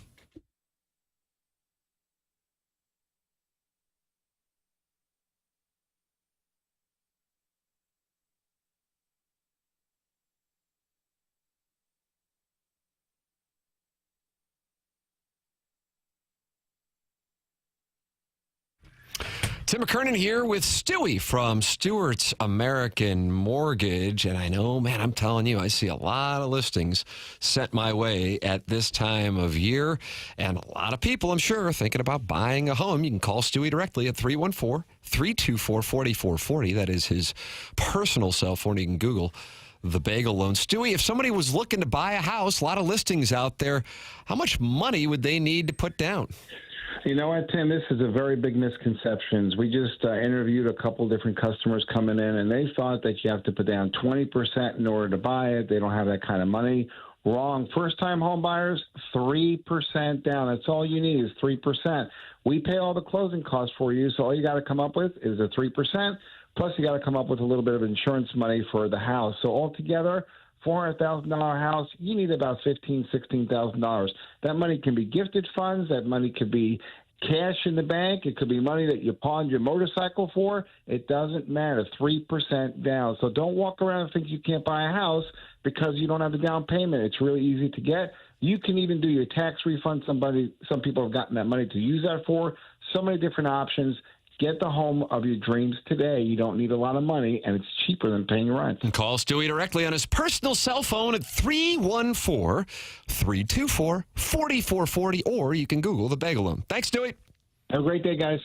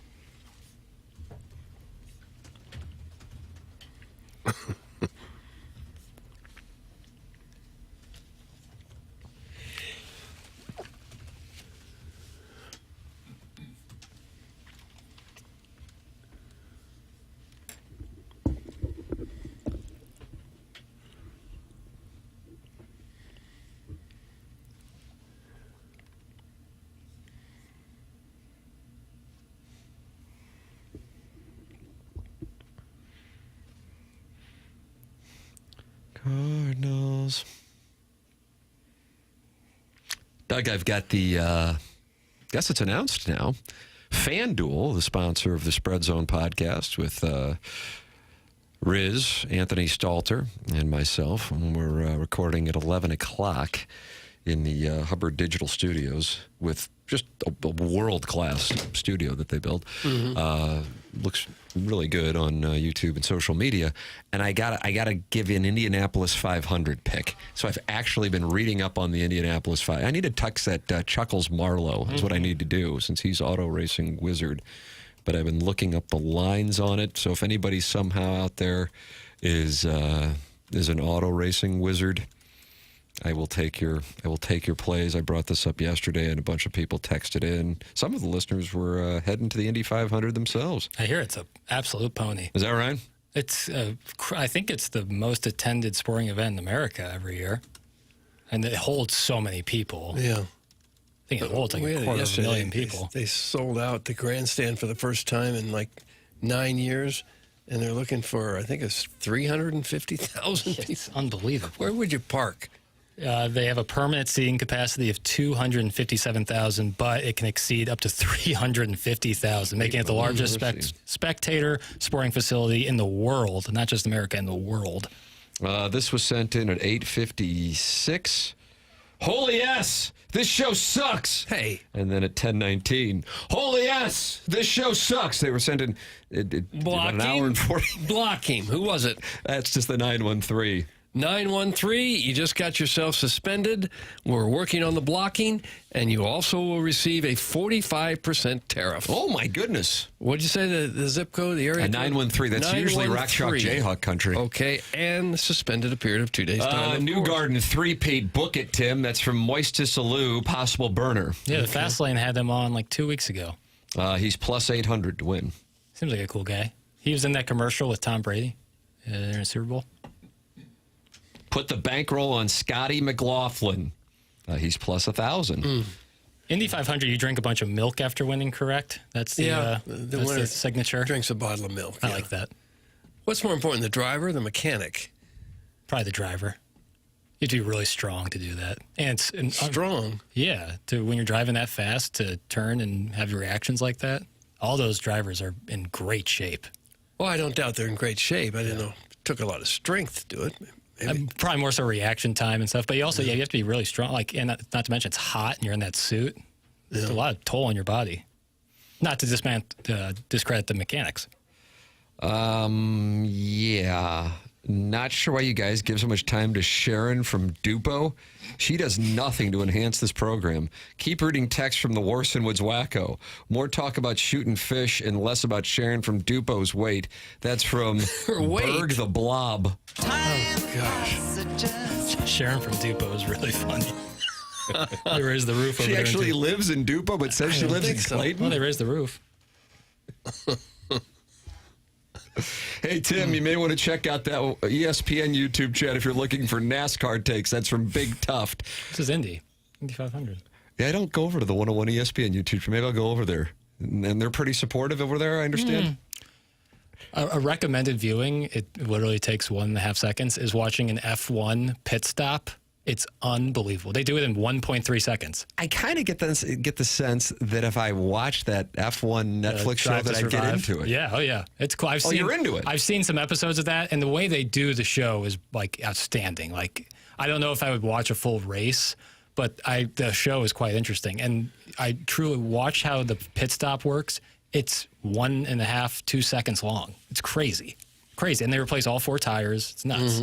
The engineer is way more important than the driver. Everyone can drive an effing car. God. It's from Harrison's brother, Master. I want to know that I don't know, but I would just assume. Yes, Chairman. I dropped into the 101 YouTube chat. They have any picks for me for the Indy 500 FanDuel spread zone? Josh Stevens said, I deliver mail. Does that count as working out? Okay. Nothing there. I refill cream donuts. Was he driving that Mexican ship in New York? It's probably at the barge guy. Crashed in. Is it the Brooklyn Bridge it crashed into? I think it was. Yeah. 2 people passed on that. Yeah. And 34 Salin says, didn't have the over on F-bombs at 0.5 today. Damn it. That's all that's going on in there. All right, there it is. The TMA YouTube chat is where it's at. Again, that's where DJ Patty Cake's talking to the Huntley hot wife Hunter and old Monty Kessler. And Iggy says to take A.J. Foyt. Oh, he was great, yeah. I don't know that he's still alive or he's driven in the last 30 years, but he was king of the hill there for a while. And Andretti involved in the race? Or often was. Yeah, he was referenced in an Amy Grant song. Am I right on that? Eddie Grant? We played Electric Avenue the other day. No, Amy Grant. Okay. Is that Amy Grant good to you? Amy Grant good She did House Baby, of Baby, Love? Baby? Oh, She really? also did she do a duet with Peter Cetera in like 80... I'm going to say 88 to get me 87 and 89, but I feel like 86 is live, so only allocate maybe like 1% of your bankroll on this. That would be The Next Time I Fall, 1986. God, I knew it, too. Yeah, that's not good. Not good at all. Mets celebration song. The upcoming Brad Pitt F1 movie is going to be awesome. Yeah. And I don't even know where Dupo is. That's Sharon and Clayton, who does not like... Why do you hate Illinois Route 3? What's the ratio of weddings that invite Jackson to being a date versus those that request him leaving loved ones at home so that the wedding party can be thrown in an MTV-style cauldron of infidelity? Oh, get out of here. Arbor Day. That's what you're doing in Cape Cod? You're in an MTV style of cauldron of infidelity? Before I answer that nonsense, I do want to shout out Arbor Day. He put a lot of time and work into those texts, and they're great, and that's why you're the Texter of the Year often. No, that's nonsense. So, listen, sometimes you get an invite with the +1, sometimes you don't. That's right. Not the world's biggest deal. Especially one where it's a small wedding. It's not in St. Louis. Do you know Sweet Sweet Kai's fiance's girlfriends are going to be in the house with you?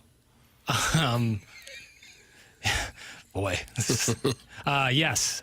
But I think all of them are either married or betrothed. Are their husbands going to be there? Yeah, I think so. Yes. I'm not positive. I haven't gotten a manifest, but...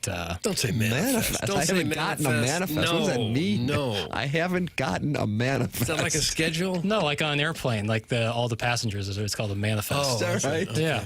250 souls on the manifest.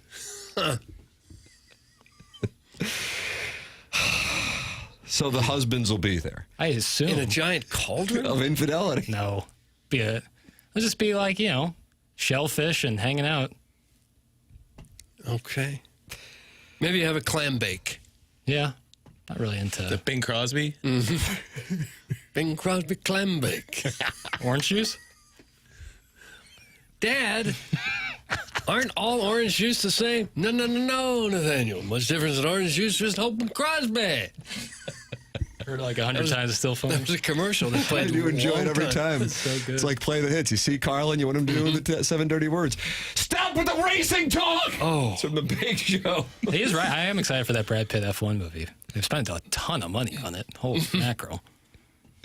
Unlike these whiny texters that somehow find time in between their busy schedule of self-pleasuring and crawling up from Nana's basement to reheat yesterday's leftover Easy Mac to complain about their text not getting read on air, I intend to earn my place on these sacred radio waves. Doug, that's from the 617. How about that statement? Okay, not a bad statement.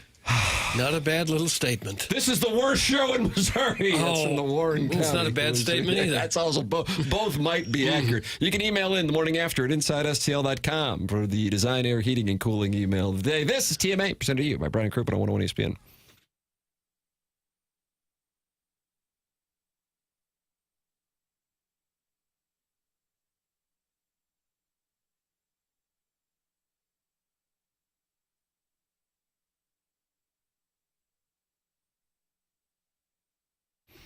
Michael's Flooring has been family and locally owned for over 30 years. Online at igotflorida.com. I've met Michael. I know he takes pride in helping and making sure his employees are happy and make a great living. You go online right now and get 3 samples free from Proximity.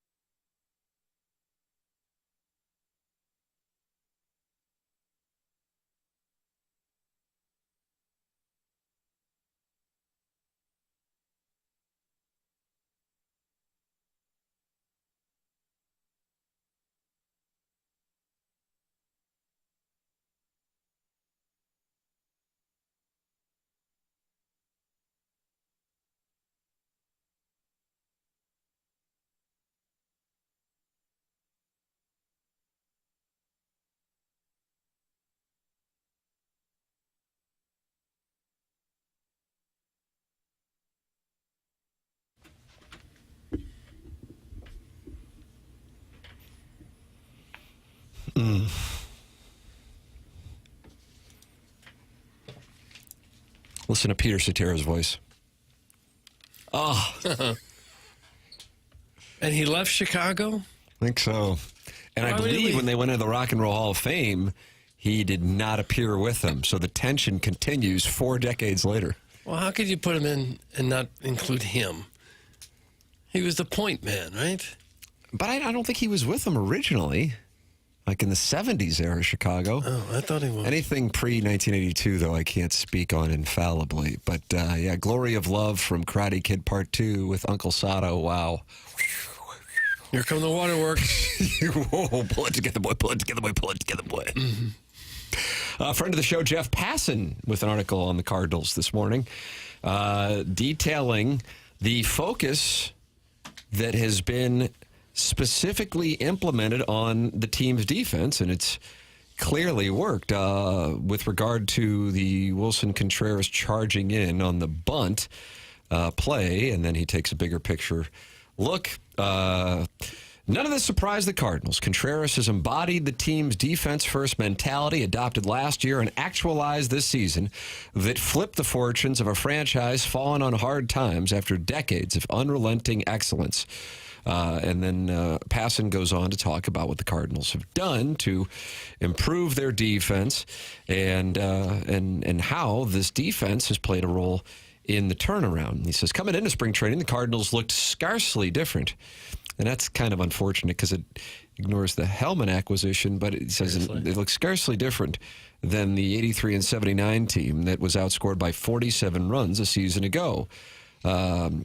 but then talks about how things have changed. Fans could not have known what they would be missing. Not even Cardinal players themselves could have foreseen this group turning into a constant highlight reel of glove work. Early on, we didn't talk about defense, Arenado said. It was, we've got to score runs. We don't score runs, so that's all we were talking about. But then as spring went on, we're like, all right, our defense is actually kind of good.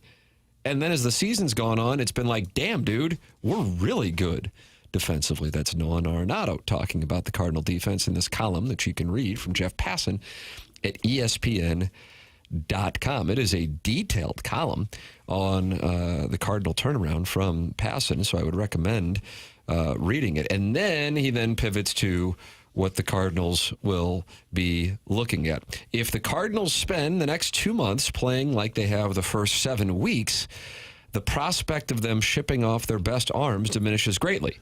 Because if anyone knows how a team can back into October and find magic, it's the Cardinals, who turned their 83-78 regular season in 2006 into their 10th championship and a 90-win wild card campaign into their 11th title 5 years later.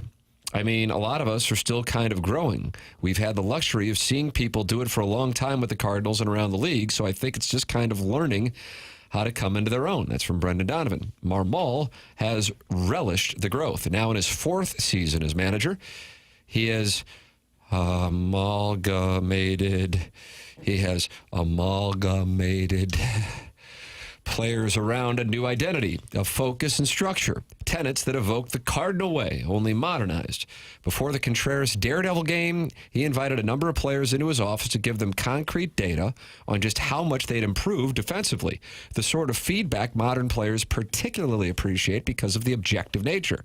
Gone are the bad vibes from a 12-17 start, replaced by a team that found its footing in series wins against the Mets, Pirates, Nationals, Phillies, and Royals before losing a series of close games against the team with the best record in baseball, the Tigers. Quote, the buy-in's been through the roof, and then when they can see the improvement in numbers however many days in, it just reinforces, do not let up. That's from Ali Marmol in Jeff Passan's column, which you can read at ESPN.com. Does make a difference. I see the whole team has committed only 17 errors all year.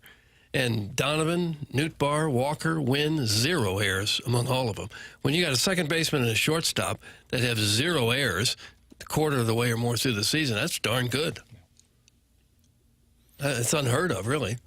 Min-Woo Lee, Tim, nice play. That's from the 217. Min-Woo Lee, stayed on topic for nice play. 3 minutes. That's the obvious statement coming after the Mason Wynn error discussion. The fact that he hasn't made one yet. And he's had, 329 chances already? So the natural next topic would, of course, be Min-Woo Lee. Yeah. Who probably would be a friend of the program. You think Min-Woo Lee would be a friend of the show? Yeah. You with me there? Mm-hmm. Yeah, agreed.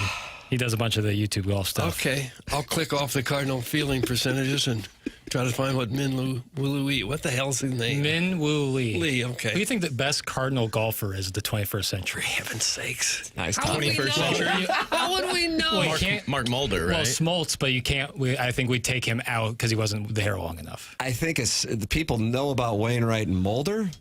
I think the sneaker play would be Jason Marquis. Ooh. And another sneaker play would be Kyle Loesch. All pitchers. I guess because of the days off. Makes it easier. More likely to not worry. They don't have swings to mess with. That's true. That's right. And days off to play. That's a good play. We weren't allowed to golf in college when we were on the baseball team. Couldn't touch a golf club. Really? Mm-hmm. But that doesn't mess with your swing, I don't think. When you're playing baseball, you're really thinking, let's see, I got to interlock my fingers and I got to make sure my left arm stays. You don't think that. I bet there's some muscle memory stuff to it that could mess with things. I do think it's why hockey players are more naturally good at golf because the swing pattern's the same. Or swinging down on it. Mr. Mudjack Mike says Ronnie Belliard was a great ball striker. We don't know this. I saw him at now Riverside. We're going to make things up. I caught up to him at Riverside. He was really good. You didn't? Yeah. Both him and Nootbaar make defensive plays tongue out, and I like that.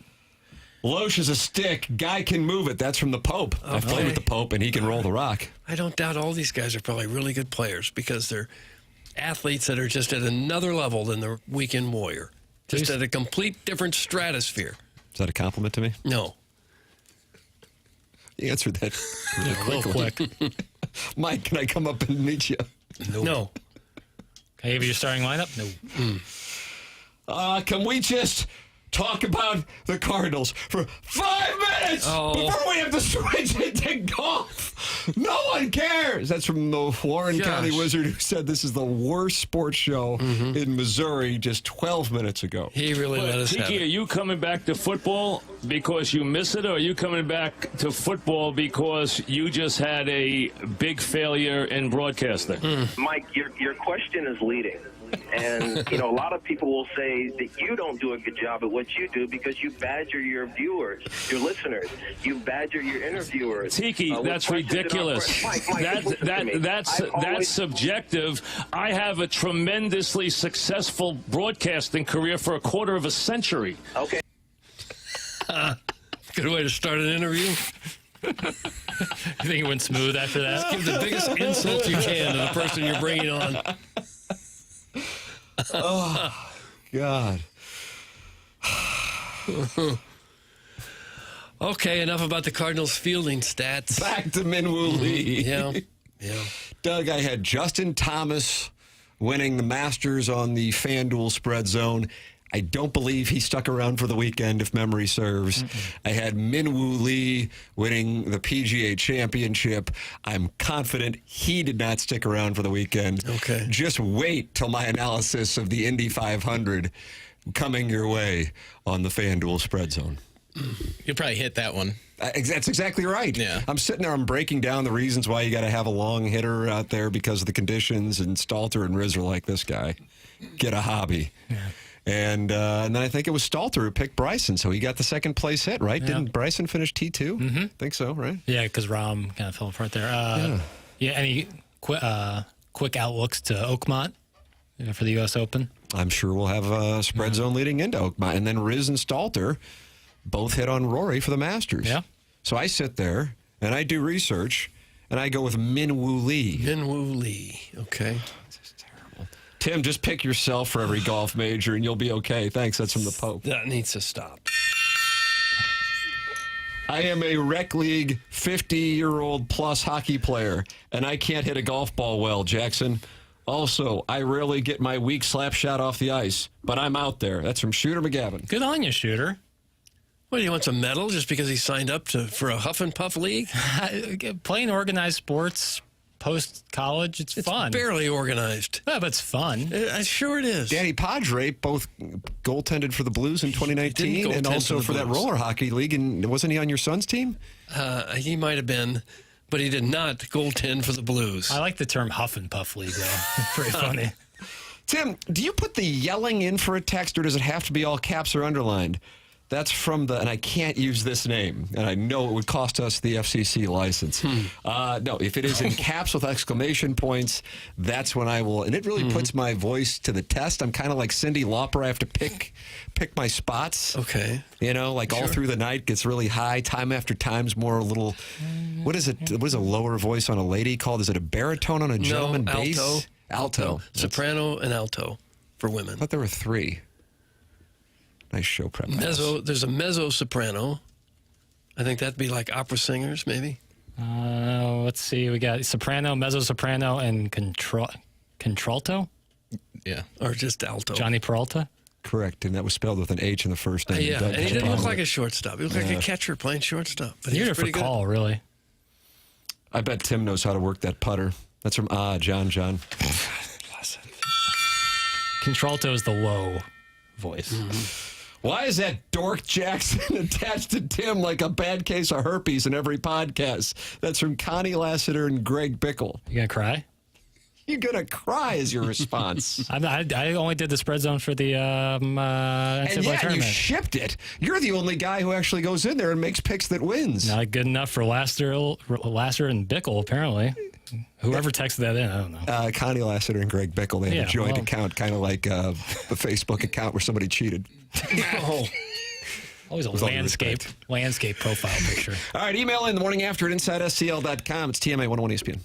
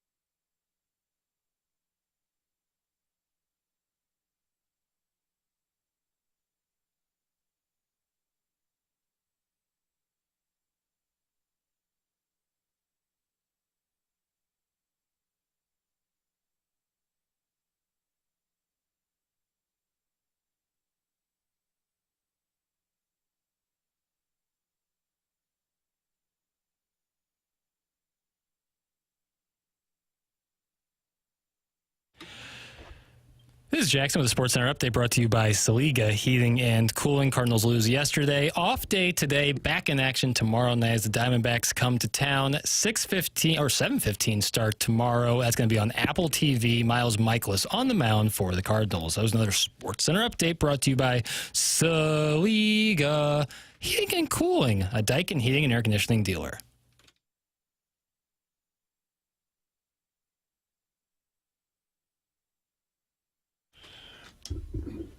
You want to Laney Wilson, Doug? You hear that spot?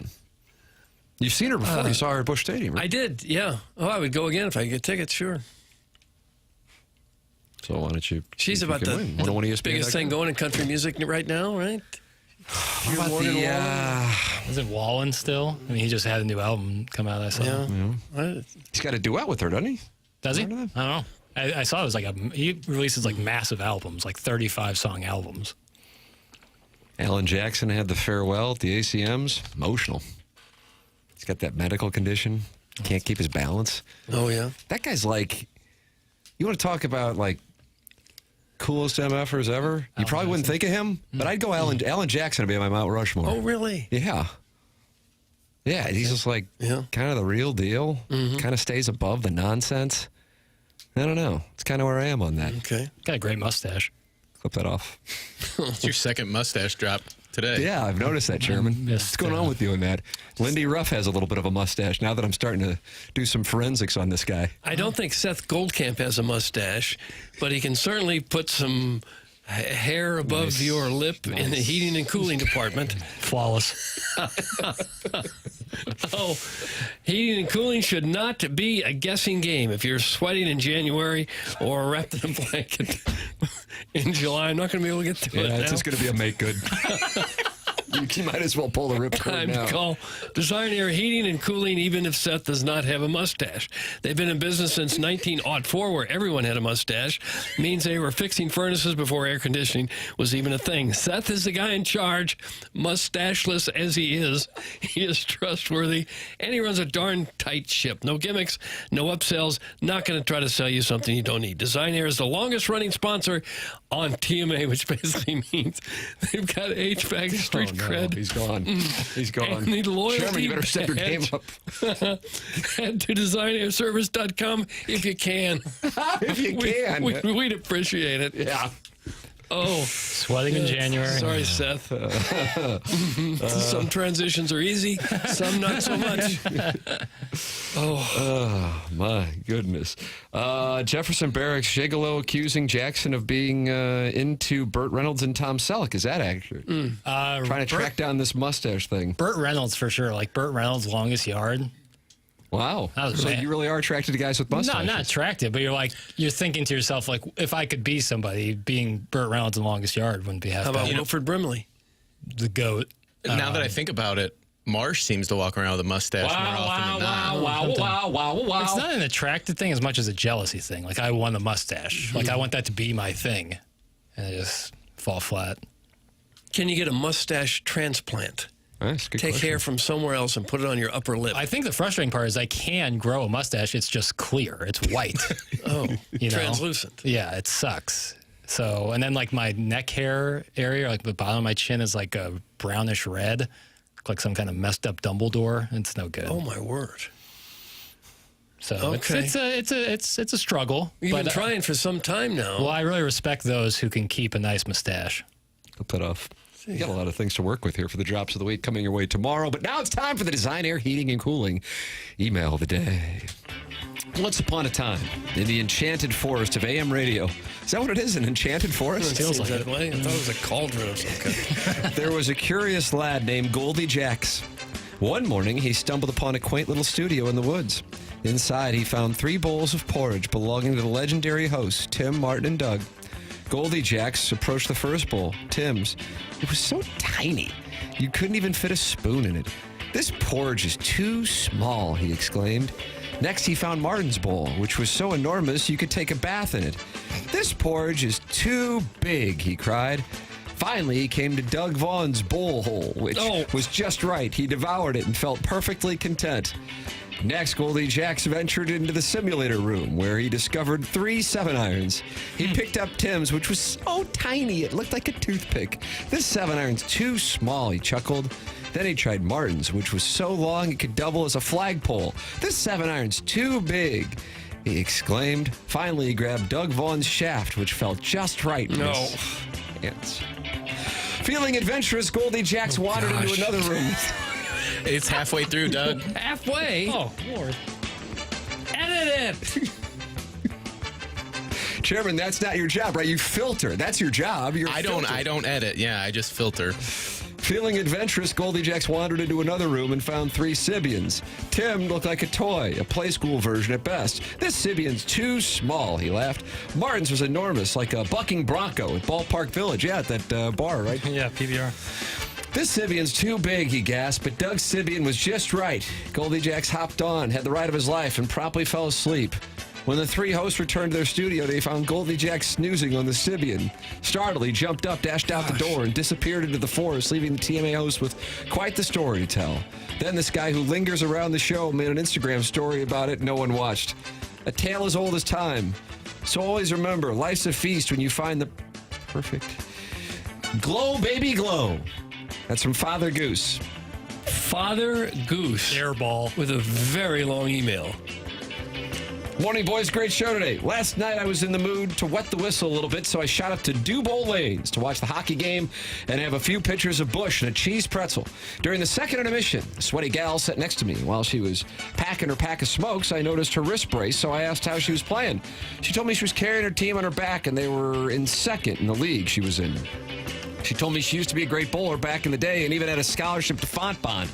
She told me she was frustrated with her college career because her coach hardly ever entered tournaments.